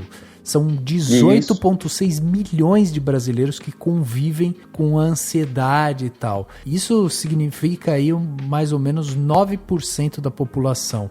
Gente, é muita coisa, a gente é muito ansioso, o brasileiro está muito ansioso. Então, é interessante também da gente observar como, às vezes, numa situação como essa, em que literalmente o mundo chega para você e fala assim, viu, parou, chega, vai para casa, fica quieto aí e tal. Talvez seja um bom momento para reflexão do seu próprio comportamento, reflexão do comportamento do coleguinha, né? Reflexão da humanidade como um todo. Essa reclusão que a gente faz de ficar ali recluso, quietinho no nosso canto e tal, aí conversar online com as pessoas e tudo mais, talvez seja uma ótima oportunidade para a gente rever nosso comportamento mesmo. E a gente vai sair dessa com certeza mais forte, mais experiente. É uma porrada que a gente está tomando, mas vamos sair disso mais experiente. Agora, eu acho que a arte entra aqui, como eu falei, né? Como essa pílula de sanidade, porque ao mesmo tempo que você pode usar a arte, as redes sociais, você pode usar o montante, né, de notícia que chega para você todos os dias, que vai de alguma forma te impactar e aquilo vai gerar em você essa ansiedade e tudo mais, você também pode usar a arte para criar esse mundo paralelo, sabe? Para você ter uma expansão desse mundo que a gente vive, pra gente conhecer outros universos, outras mentalidades e tal, pra gente tentar ver as coisas de outros pontos de vista, sabe? E a gente sair um pouco dessa coisa muito preta e branca, assim, e de repente a gente simplesmente se acalmar, sabe? Se acalmar, vamos respirar, vamos ter calma. É uma situação, a gente tá falando aqui do mercado cinematográfico. O mercado cinematográfico é um mercado que vai sofrer esse impacto no mundo inteiro.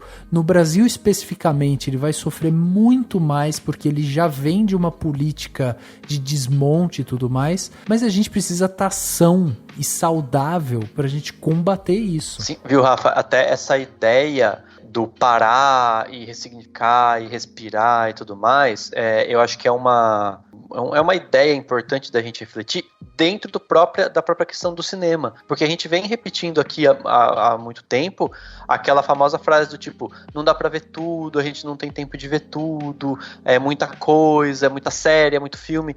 E aí, de repente, você tem um momento que tá tudo meio parado, muita gente vai se aproveitar, inclusive o streaming o serviço de streaming é um mercado que vai continuar ganhando, não vai perder tanto, né? Vai perder um pouco porque produções estão paralisadas, né, da Netflix e outros... Não, e pode perder a assinatura, né? Pode perder a assinatura em caso de uma crise financeira, mas eu acredito que não tanto, e é capaz até de ganhar em alguns casos, porque as pessoas vão estar mais precisando desse escape que chega em casa com certa facilidade.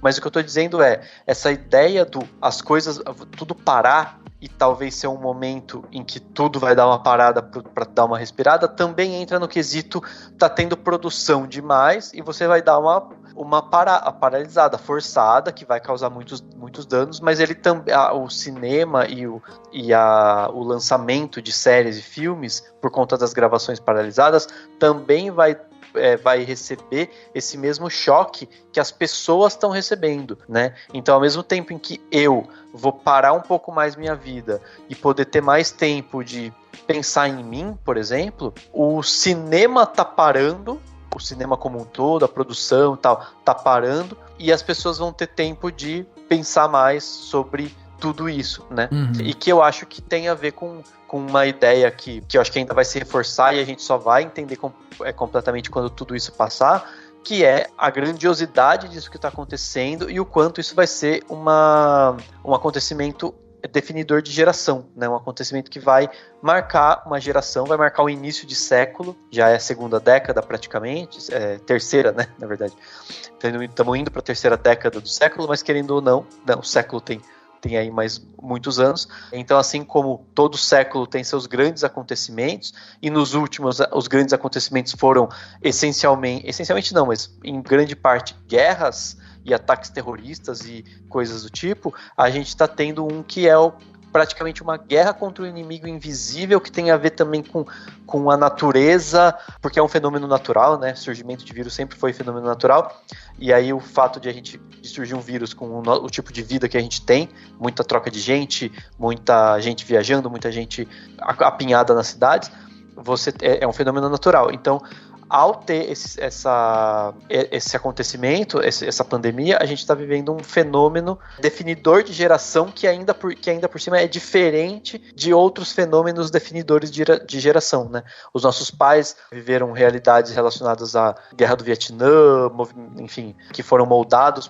pela Guerra Fria e tudo mais. Os nossos avós viveram realidades que foram moldadas pela Segunda Guerra e guerras anteriores. Teve recentemente, no início do século, né, o 11 de setembro, que foi também um ponto definidor na história da humanidade em termos de antes e depois em vários aspectos, e esse vai ser mais um, né? E que eu acho que vai definir ainda mais pessoas, porque impacta muito mais gente em muito menos tempo. Exato. É claro que aqui a gente está fazendo um recorte, eu acho que mais específico do cinema, mas essa é uma característica que eu vejo em todas as artes, na verdade, né?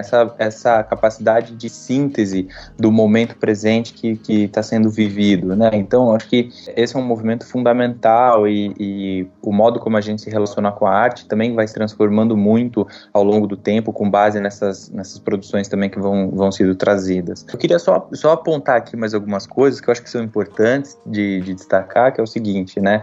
Não queria cair muito no psicologismo, né, assim, de ficar num campo muito abstrato da discussão, porque também, assim, tudo isso que eu disse, a gente não deve esquecer que a gente precisa levar em consideração as condições concretas nas quais a gente está inserido e o que a gente está vivendo nesse momento, sabe? Então, assim, quando a gente fala sobre o impacto econômico, né, é claro que esse impacto econômico, ele vai ser muito mais intenso e muito mais prejudicial a certas camadas populares, né, certas camadas da população mais pobres, do que em outras, por exemplo, mais ricas, etc., né? Então, tem muita gente hoje falando sobre a gente tentar apoiar, por exemplo, né, o produtor local, ou o mercado local, etc., em comparação do que com as hiper mega empresas que provavelmente vão passar por essa crise e vão continuar funcionando normalmente,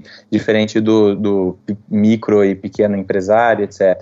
Então, assim, existe uma condição real, sabe, de transformação da vida das pessoas, de produção de sofrimento. Para muitas pessoas, essa mudança na economia vai ser a diferença, sim, entre ter dinheiro para comer e não ter dinheiro para comer, sabe? Entre ter um lugar para morar e não ter um lugar para morar. Então, existe uma dimensão muito concreta de transformação da vida das pessoas e a gente precisa, sim, levar isso muito em consideração.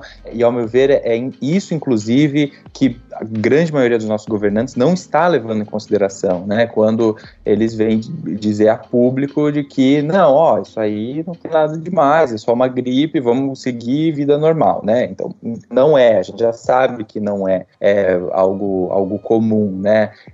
Não é algo comum a China, que é a segunda maior potência do mundo, parar, né, o país, ou parar uma parte do país por conta desse vírus, etc. Enfim, então, assim, eu queria só retomar isso, porque quando eu digo sobre essa autoanálise, essa autoobservação, eu também não quero cair num outro lado, que é um lado meio de autoconvencimento, sabe? Do tipo, eu preciso então, basta para que tudo fique bem, basta que eu pense positivo, basta que eu tente ver o lado bom dessa situação e tudo vai ficar bem.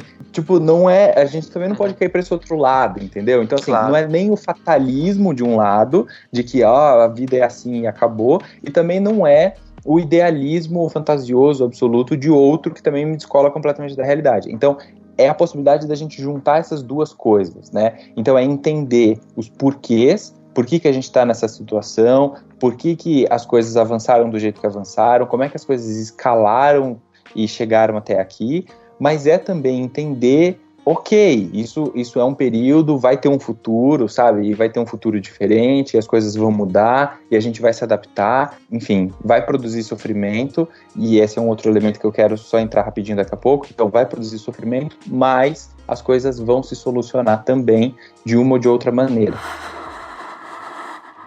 Na China, um vírus misterioso surgiu na cidade de Wuhan. O vírus é uma variante do coronavírus. Mas se sabe muito pouco sobre ele até agora. 2 pessoas que tiveram o vírus morreram. Os casos da doença passam de 9.300 em 20 países. O Brasil tem 433 casos suspeitos do novo coronavírus. No mundo inteiro, o número de pessoas infectadas pelo novo coronavírus passou de 100 mil.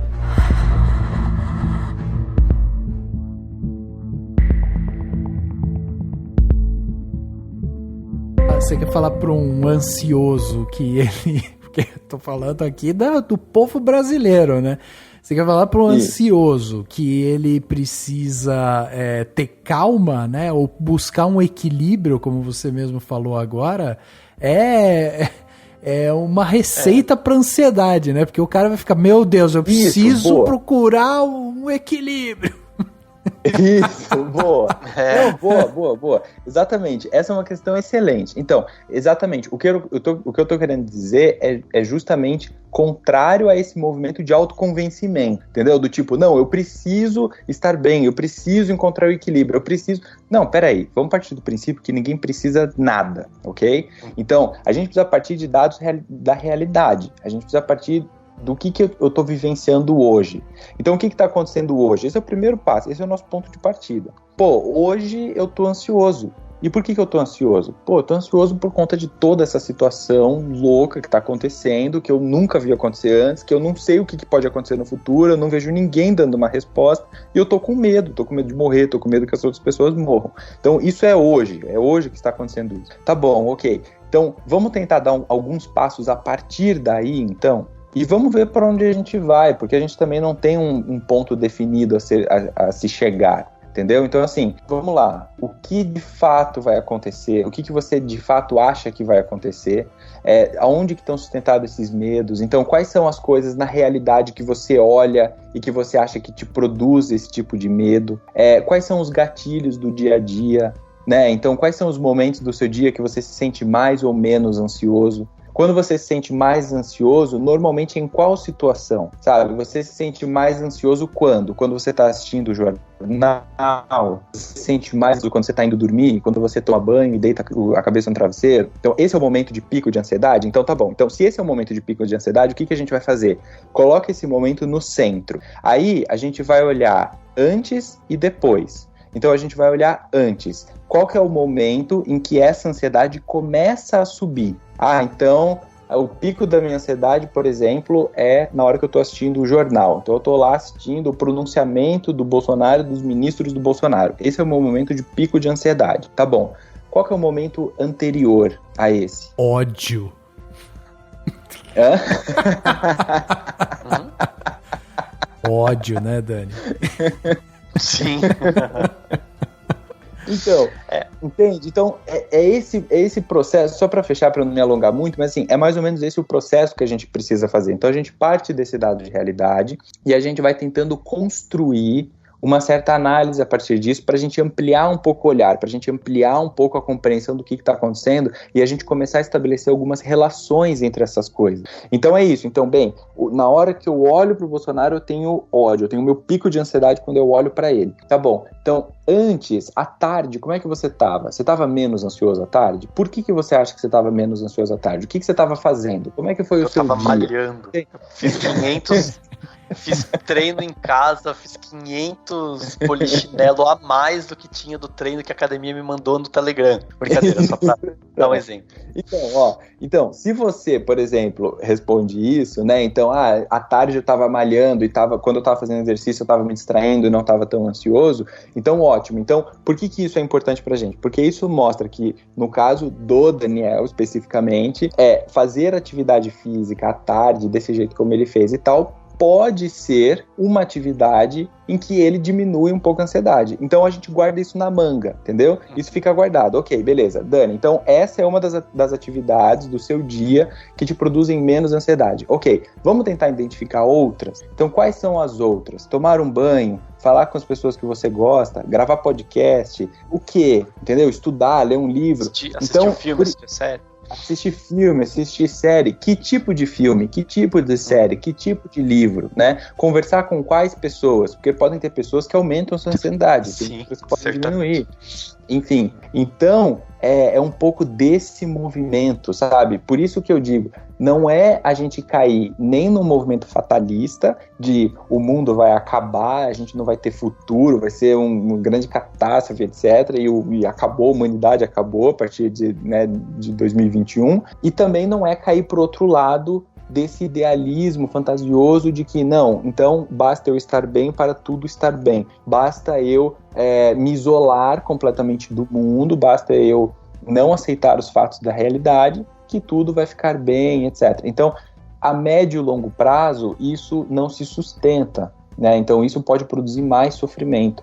É claro que é muito mais fácil falar do que de fato fazer, né? É muito complicado. Mas até do ponto de vista econômico, eu acho que é interessante de levar isso que você está falando, porque, por exemplo, com tudo isso que está acontecendo, as pessoas em algum momento têm que encontrar uma serenidade, têm que olhar para si e compreender o que está acontecendo e compreender a si mesmo para tomar atitudes. Então, é nisso que entra a economia criativa e esses termos que o pessoal está usando para soluções. Então, por exemplo, o dono da vendinha de esquina que vai parar de vender, ele já está usando o WhatsApp e mandando as coisas para a galera do WhatsApp comprar dele e ele já tem um entregador que vai ajudar nisso. A distribuidora pequena, algumas, né, estão encontrando, sei lá, algum sistema de streaming para poder exibir alguns filmes e ganhar algum dinheirinho. Sabe assim, um grande produtor, um grande estúdio de Hollywood, para entrar na área do cinema aqui, vai talvez encontrar alguma solução, uma parceria com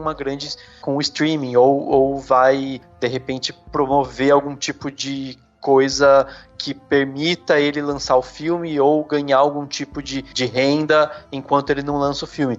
Então, é isso, quando você tá nesse processo de entender, de não ser nem o sonhador que acha que tá tudo certo, e nem a pessoa desesperada, que você consegue encontrar essas soluções, esses caminhos, né?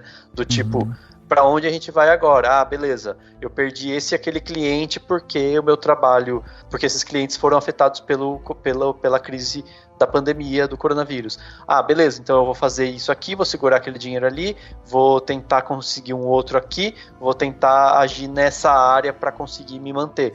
Então você, estando sereno e com essa noção da realidade, você consegue tomar essas atitudes, né? No âmbito pessoal, do tipo, me manter bem e ao mesmo tempo com noção da realidade do que está acontecendo, e no sentido econômico, né? Tipo, a loja e todo mundo que está precisando pagar, que precisa pagar o boleto, o cara que ficou desempregado vai em algum momento falar, não, tá bom, então eu vou entrar em contato com pessoas que fazem trabalho relacionado com, sei lá, entregas, e eu vou tentar fazer algumas entregas, por mais que isso seja talvez um problema em alguns, né, no caso de eu vou me expor um pouco, mas eu preciso pagar meus boletos.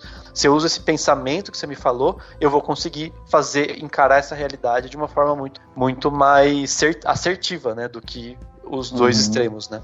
Não, com certeza, com certeza. O que eu gosto de pontuar, Dani, assim, eu acho que nessas situações, é a gente tentar entender que isso tudo é um processo, né? Assim, compreender tudo isso, chegar a esse ponto de ação é um processo. E eu gosto de destacar isso porque eu acho que às vezes a gente fica num discurso, tudo parece muito mágico, sabe? Tudo parece muito fácil. E eu acho que isso, inclusive, é um dos elementos que está na base do sofrimento contemporâneo da humanidade, sabe? Quando o Rafa fala, por exemplo, né, que o Brasil tem uma população gigantesca que é ansiosa e é um dos países mais ansiosos do mundo, na verdade, se não o mais, né, de pessoas que relatam já ter sofrido de crise de ansiedade ou crises relacionadas à depressão também. Eu acho que isso é uma das coisas que está na base, sabe? Assim, quando a gente enfatiza muito esse discurso de, olha, fique bem, tudo vai ficar bem, né? É como se eu chegasse para um cara ansioso e falasse, não fique ansioso. Ah, então resolveu a situação. Exatamente. Não, de forma alguma. Né? Então, o que eu tô querendo destacar é justamente esse processo. Então, assim, é um processo. E como é que eu começo esse processo? Olhando exatamente para o que eu tô sentindo agora, porque eu tô vivendo agora, para como as coisas estão me afetando agora. E aí, a partir daqui, eu vou caminhando. E eu queria destacar só dois outros elementos para fechar um pouco dessa lógica que eu estou querendo trazer também, que é o seguinte. Eu acho que o primeiro elemento que é importante de destacar e que está muito relacionado com tudo isso que a gente está vivendo, que é o elemento do sofrimento, sabe? Então, assim, eu quero dizer para as pessoas que estão ouvindo a gente agora, sabe? A pessoa que está em casa, porque a gente só vai estar em casa, mas que tá lavando louça, que tá limpando a casa, que tá aí com o fone, enfim. Eu quero dizer para você que você não tá sozinho. Você não tá sozinha, sabe? Você não é a única pessoa que tá sofrendo com essa situação. Tem muita gente que tá sofrendo com essa situação.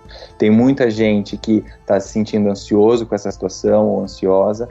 Tem muita gente que tá à beira de perder o controle das coisas, de realmente adoecer.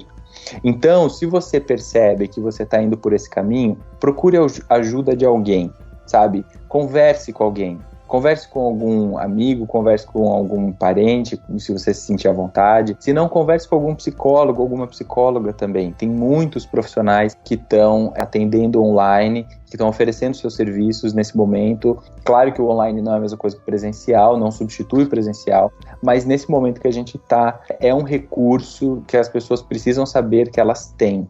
E elas podem sim usar mão desse recurso. E aí essa questão do sofrimento eu acho que é importante porque o sofrimento ele faz parte do processo. E aí, eu tive uma professora, por exemplo, que ela sempre falava o seguinte, ela falava que psicólogo tem mania, né, de falar que tudo é processo, mas quando o psicólogo tem que passar pelo processo, ele não quer, né? Então, a questão é o seguinte, é processo.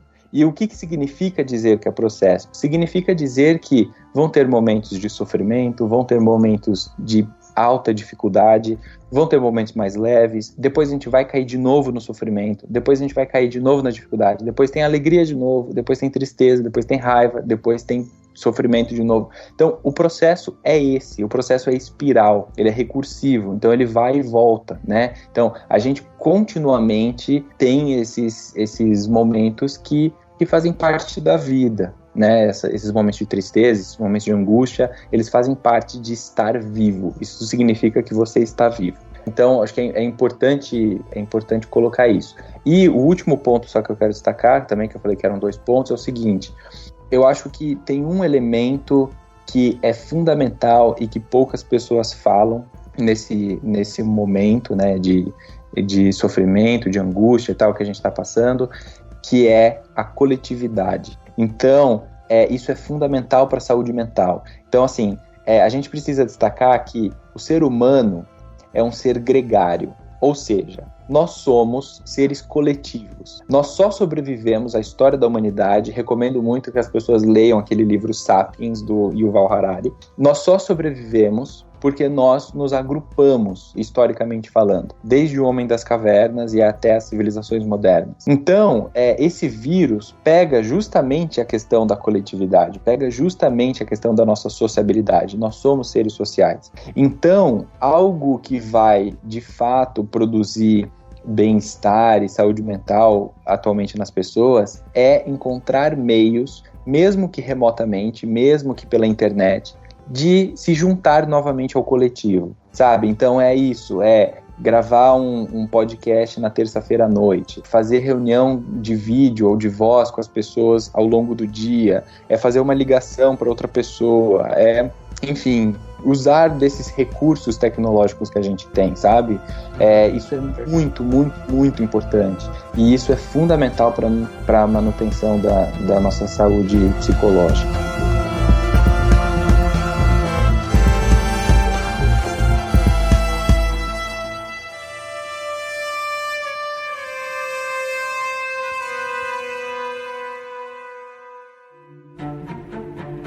Dicas para a sua semana? No Plano Detalhe.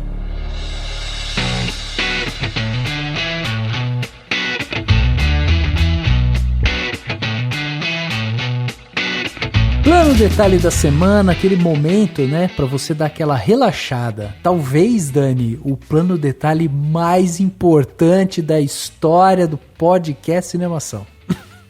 Sim.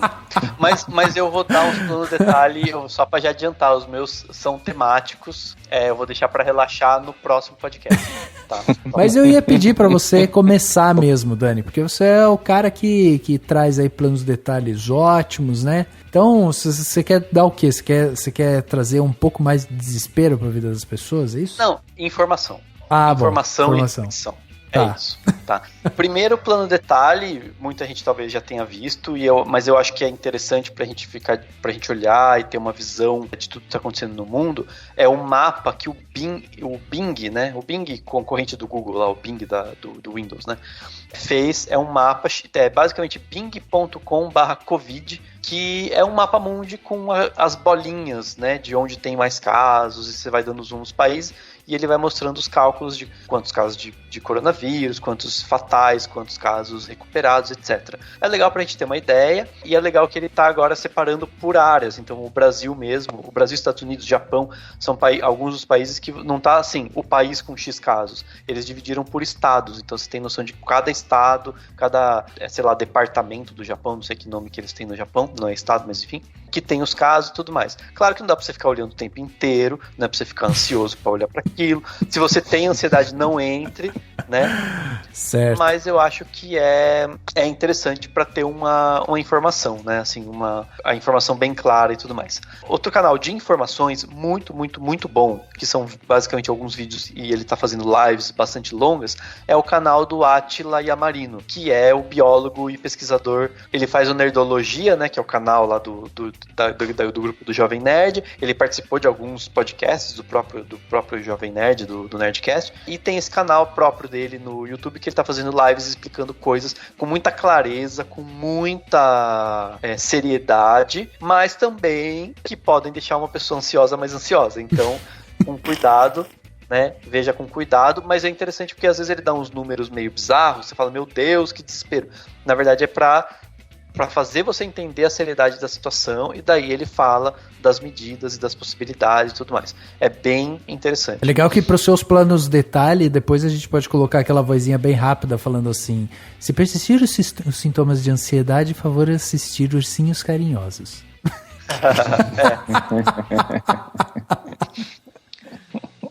Os meus outros são um pouco mais de análise. Um é um texto do Zizek, ou Zizek, acho que pronuncia Zizek, que é um filósofo super importante, um dos filósofos mais importantes da atualidade. E tem um artigo traduzido no site Outras Palavras, em que ele fala sobre o poder subversivo. Ele faz uma análise filosófica mesmo do poder subversivo dessa pandemia e de como ela mostra coisas da nossa realidade. Ela abre, né, as entranhas do capitalismo e mostra como as coisas estão funcionando e como isso pode ser subversivo no sentido de transformar a sociedade de uma forma ampla. E outro que faz uma análise também nesse sentido e que vai um pouco para essa questão do ultraliberalismo que estava tomando conta do mundo e que agora com essa pandemia a gente abre margem, a gente vê a necessidade da presença do Estado, né? E quando você vê o número de casos nos Estados Unidos, você entende a importância de um sistema do Estado, como o SUS, por exemplo, que a gente vive xingando, mas o fato é que, assim, ele tem muitas falhas, mas é fundamental para qualquer país que tem um sistema como o SUS, e o Brasil é um país que sai ganhando por conta disso. E também um texto que fala sobre a questão da definição de geração que essa crise vai criar, né? Ou seja, como a crise do coronavírus vai gerar uma nova geração, vai definir essa geração e vai fazer com que o mundo rume para um outro sentido.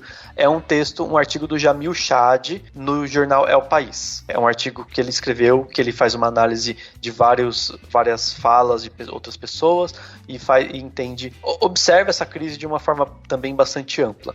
Os dois artigos são muito interessantes para se ler e para se ter uma visão realista, porém minimamente otimista, no sentido de que, sabe assim, aquela coisa do tipo, olhar para a coisa como ela está acontecendo e entender o que pode resultar disso tudo. E por fim, meu último plano de detalhe é uma mini campanha que eu quero fazer aqui, que é uma coisa que eu ainda não fiz, mas eu vou fazer. É basicamente uma mensagem que é: doe sangue. Os bancos de sangue estão bem complicados, estão faltando sangue. A tendência agora é que vá menos pessoas doar sangue, porque elas vão ficar mais em casa.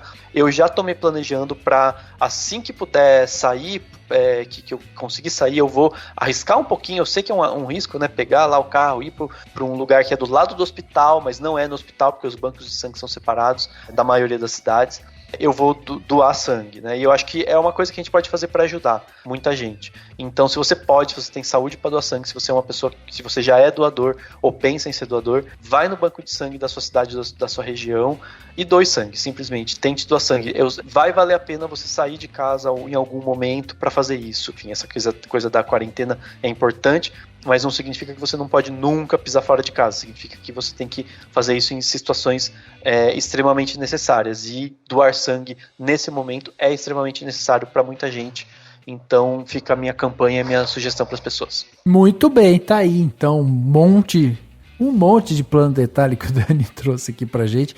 Tudo que a gente está falando aqui vai ter link no post, né? Então você que perdeu alguma coisa, vai lá no post, vai estar tudo lá listadinho. Daniel, mapa do Covid no Bing e tal, só clicar, você vai direto pro mapa, perfeito, sem problemas nenhum. E aí, Gui, o que você trouxe pra gente no nosso plano detalhe? Então, vamos lá. Eu selecionei aqui 2 séries, um livro e um canal no YouTube, tá bom? Legal, opa! Prometo que serei breve, mas tentei diversificar aqui ao máximo para as pessoas, encontrar alguma coisa que são mais do seu interesse. Então vamos lá, as 2 séries que eu selecionei são séries de suspense, então não são séries das mais leves possíveis, mas eu acho que são séries que têm uma trama tão envolvente que, pelo menos, me tomaram muito emocionalmente, assim, que você meio que não pensa mais em nada e você só quer saber o que vai acontecer no próximo episódio, sabe? Então, a primeira é uma série que tá na Netflix que chama Não Fale com Estranhos. Eu não sei se vocês já assistiram, o nome em inglês é The Stranger. É uma série que tem uma temporada só, se eu não me engano, são 8 episódios. Sabe aquela série que você tá assistindo, ele tá indo por um caminho, é uma série investigativa, e aí lá no 4º episódio tem uma informação nova que muda tudo, muda toda a história, e você repensa tudo e tal. Enfim, vai lá e assista e tire suas conclusões. Legal. E a outra série que eu comecei a assistir agora, que eu não terminei ainda, mas comecei a assistir principalmente por conta da minha esposa, que queria muito assistir essa série, que ela gosta também é uma série investigativa, chama The Act. Essa é uma série que ela está sendo disponibilizada numa plataforma que chama Hulu. E você conta a história da relação de uma mãe e de uma filha, em que a mãe é extremamente super protetora, a filha tem uma série de condições de saúde e tal, ela é doente, tem uma série de alergias, uma série de coisas, e aí começa a se desconfiar que a mãe, na verdade, medica a filha e dá substâncias para que a filha fique doente, e na verdade não é uma condição natural dela e tal. Enfim, é baseado em fatos reais, então esse caso realmente aconteceu, né, nos Estados Unidos. Enfim, assistam para você saber também, a série passa em 2 tempos, ela passa num tempo passado, quando tá rolando essa relação entre mãe e filha, e ela se passa também alguns anos no futuro, quando encontram a mãe assassinada dentro de casa. Enfim, então essas são as 2 dicas de série. Quero sugerir de livro, um livro que eu tô lendo agora e que me surpreendeu assim, pela facilidade de leitura, apesar do tamanho, porque é um livro relativamente grande, que é um livro do Ken Follett, que é o primeiro livro da trilogia O Século, e o nome do livro é Queda de Gigantes. O Ken Follett, ele é um escritor, ele é inglês, se eu não me engano, ele é um jornalista, na verdade, mas ele tem uma equipe de historiadores que trabalham com ele. E ele lançou esse livro, é uma trilogia, né? O primeiro é A Queda de Gigantes, depois tem mais 2 livros ainda, que também são enormes, mas ele publicou cada um desses livros com 2 anos de intervalo, então ele publicou relativamente rápido. Eu digo que os livros são grandes porque esse, por exemplo, que eu estou recomendando, que é o Queda de Gigantes, ele é um livro de 908 páginas, mais ou menos. Nossa! Eu não sei quanto tempo a gente vai ficar em quarentena, então... Começa agora. Vai lendo um capítulo por dia, com uma página, né? Não, mas olha só que interessante. A trilogia, ela se passa ao longo de 1 século. Então, o que acontece? O primeiro livro começa mais ou menos ali em 1910, 1911, e o último livro termina na cerimônia de posse do Obama, nos Estados Unidos. Então, ele passa por todo o século, e aí, por exemplo, no primeiro livro, você começa a ler a história dos personagens, porque, na verdade, são 5 histórias em paralelo que acontecem. Então, acontece uma história na Rússia, acontece na Inglaterra, acontece na Alemanha, em Paris, em outros lugares também.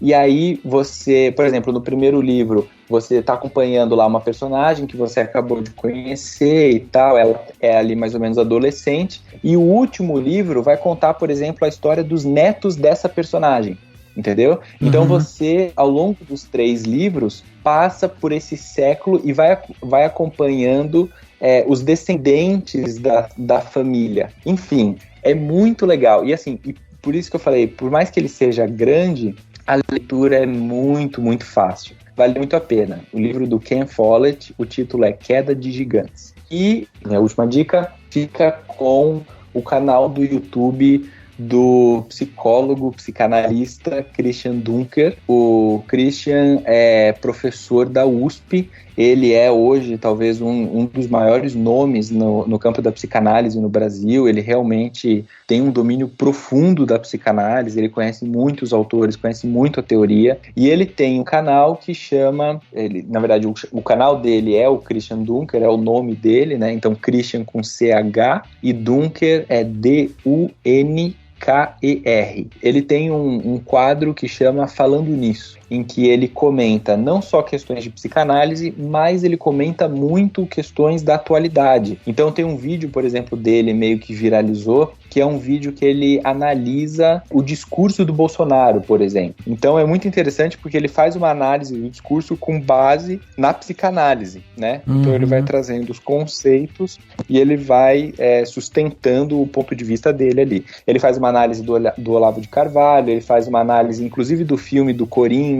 Enfim, ele faz várias análises, é um canal muito legal e acho que para quem se interessa pelo campo da psicologia vale a pena acompanhar também. Pô, sensacional, olha, eu falei, né, que isso daqui era o plano de detalhe mais importante da história, porque você vê que a galera tá vindo aqui com vários planos de detalhe, justamente sabendo que você está em casa, né, e que você pode fazer essas coisas.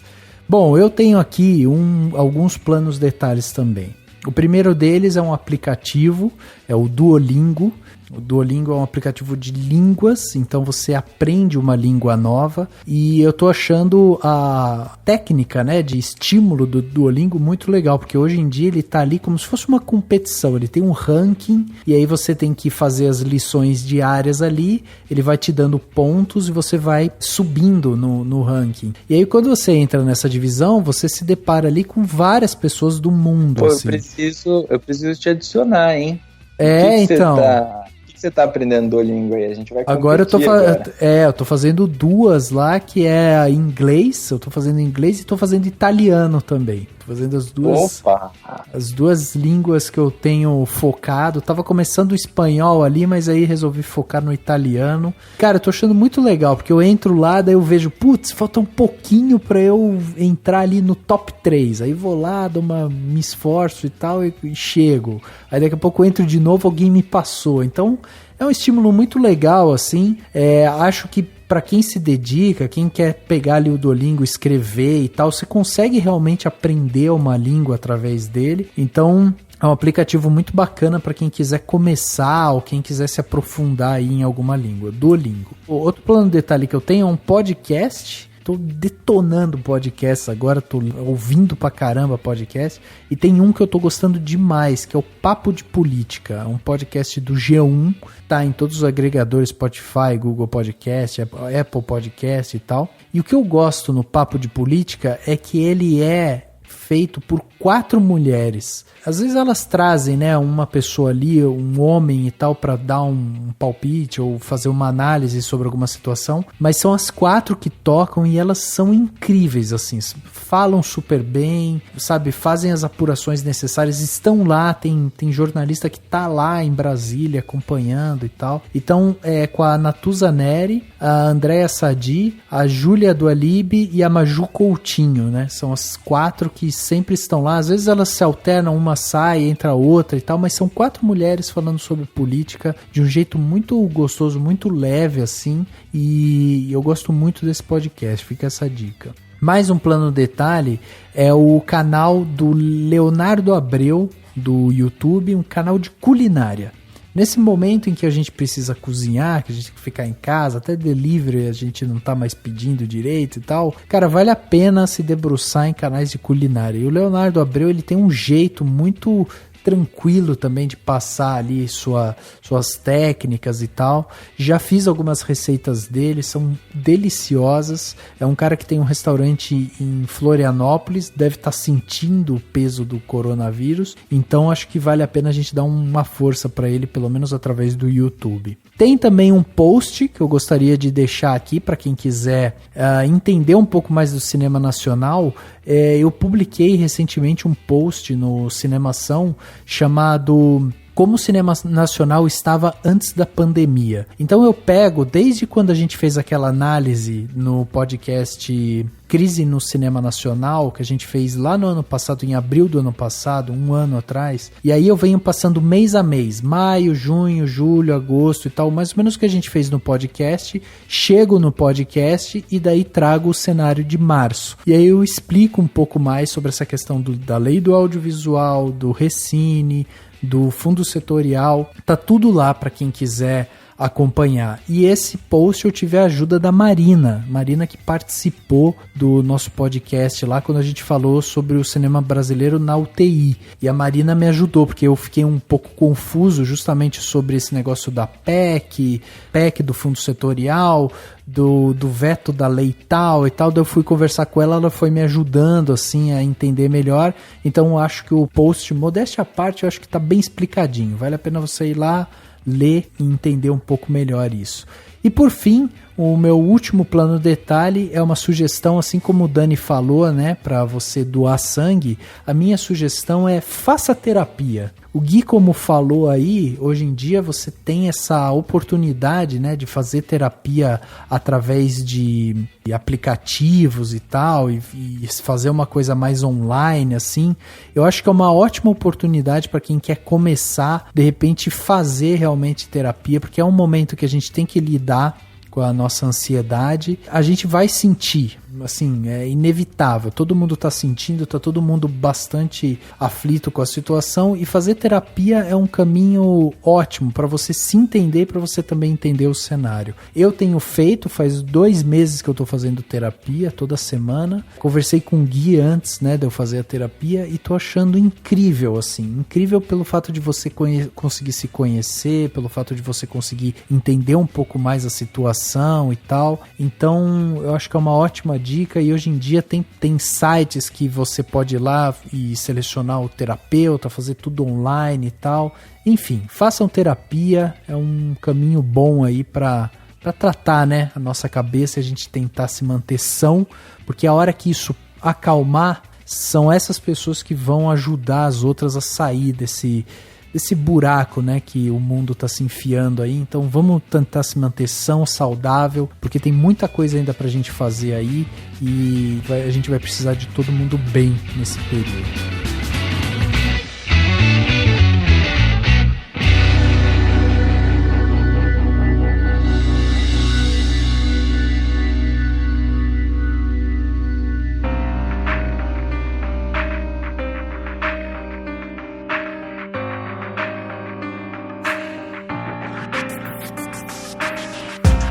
Chegando aqui no final desse podcast Animação 359, falamos aqui sobre o cenário do cinema nacional, do cinema mundial, falamos sobre audiovisual, falamos sobre a pandemia que nos aflige, e está falado, né, Dani? Agora vamos deixar esse assunto para lá, e tá na hora da gente voltar a falar sobre arte, falar sobre cinema, a gente fazer análise, entrevistas.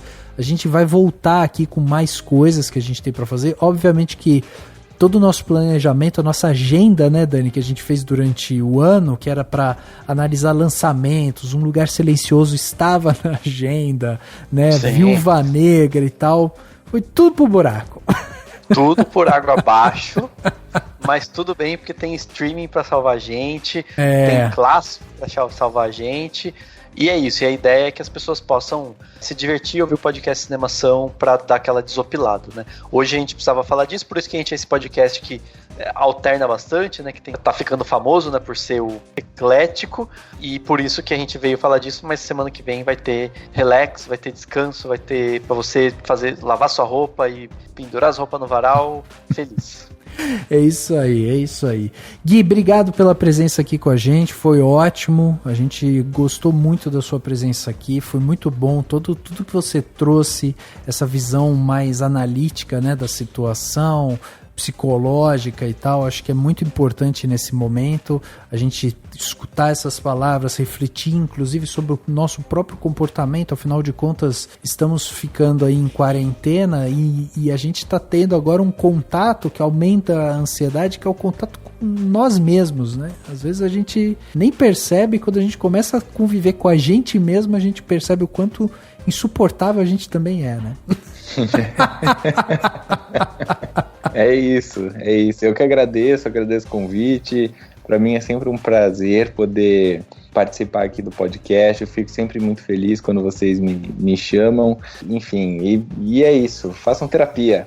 É, isso aí. Isso aí. Faço questão também de agradecer o Daniel Cury, que sempre está presente nos podcasts, que cancelou sua viagem porque falou assim: eu queria participar desse podcast, porque eu tenho muita coisa para falar, tenho muito plano de detalhe, eu não vou mais viajar. Eu fico honrado que eu sei que ele não foi viajar, porque ele sabia que eu ia participar, então ele cancelou a viagem para participar do podcast. Muito obrigado, Dani, por estar aqui.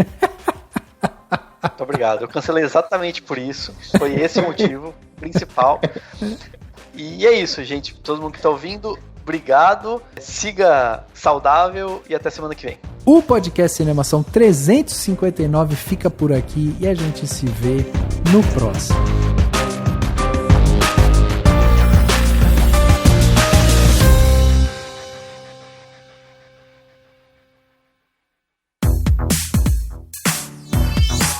Esse podcast foi editado pela Isso Aí Design. Tudo isso é forma com função. É design estratégico. É isso aí.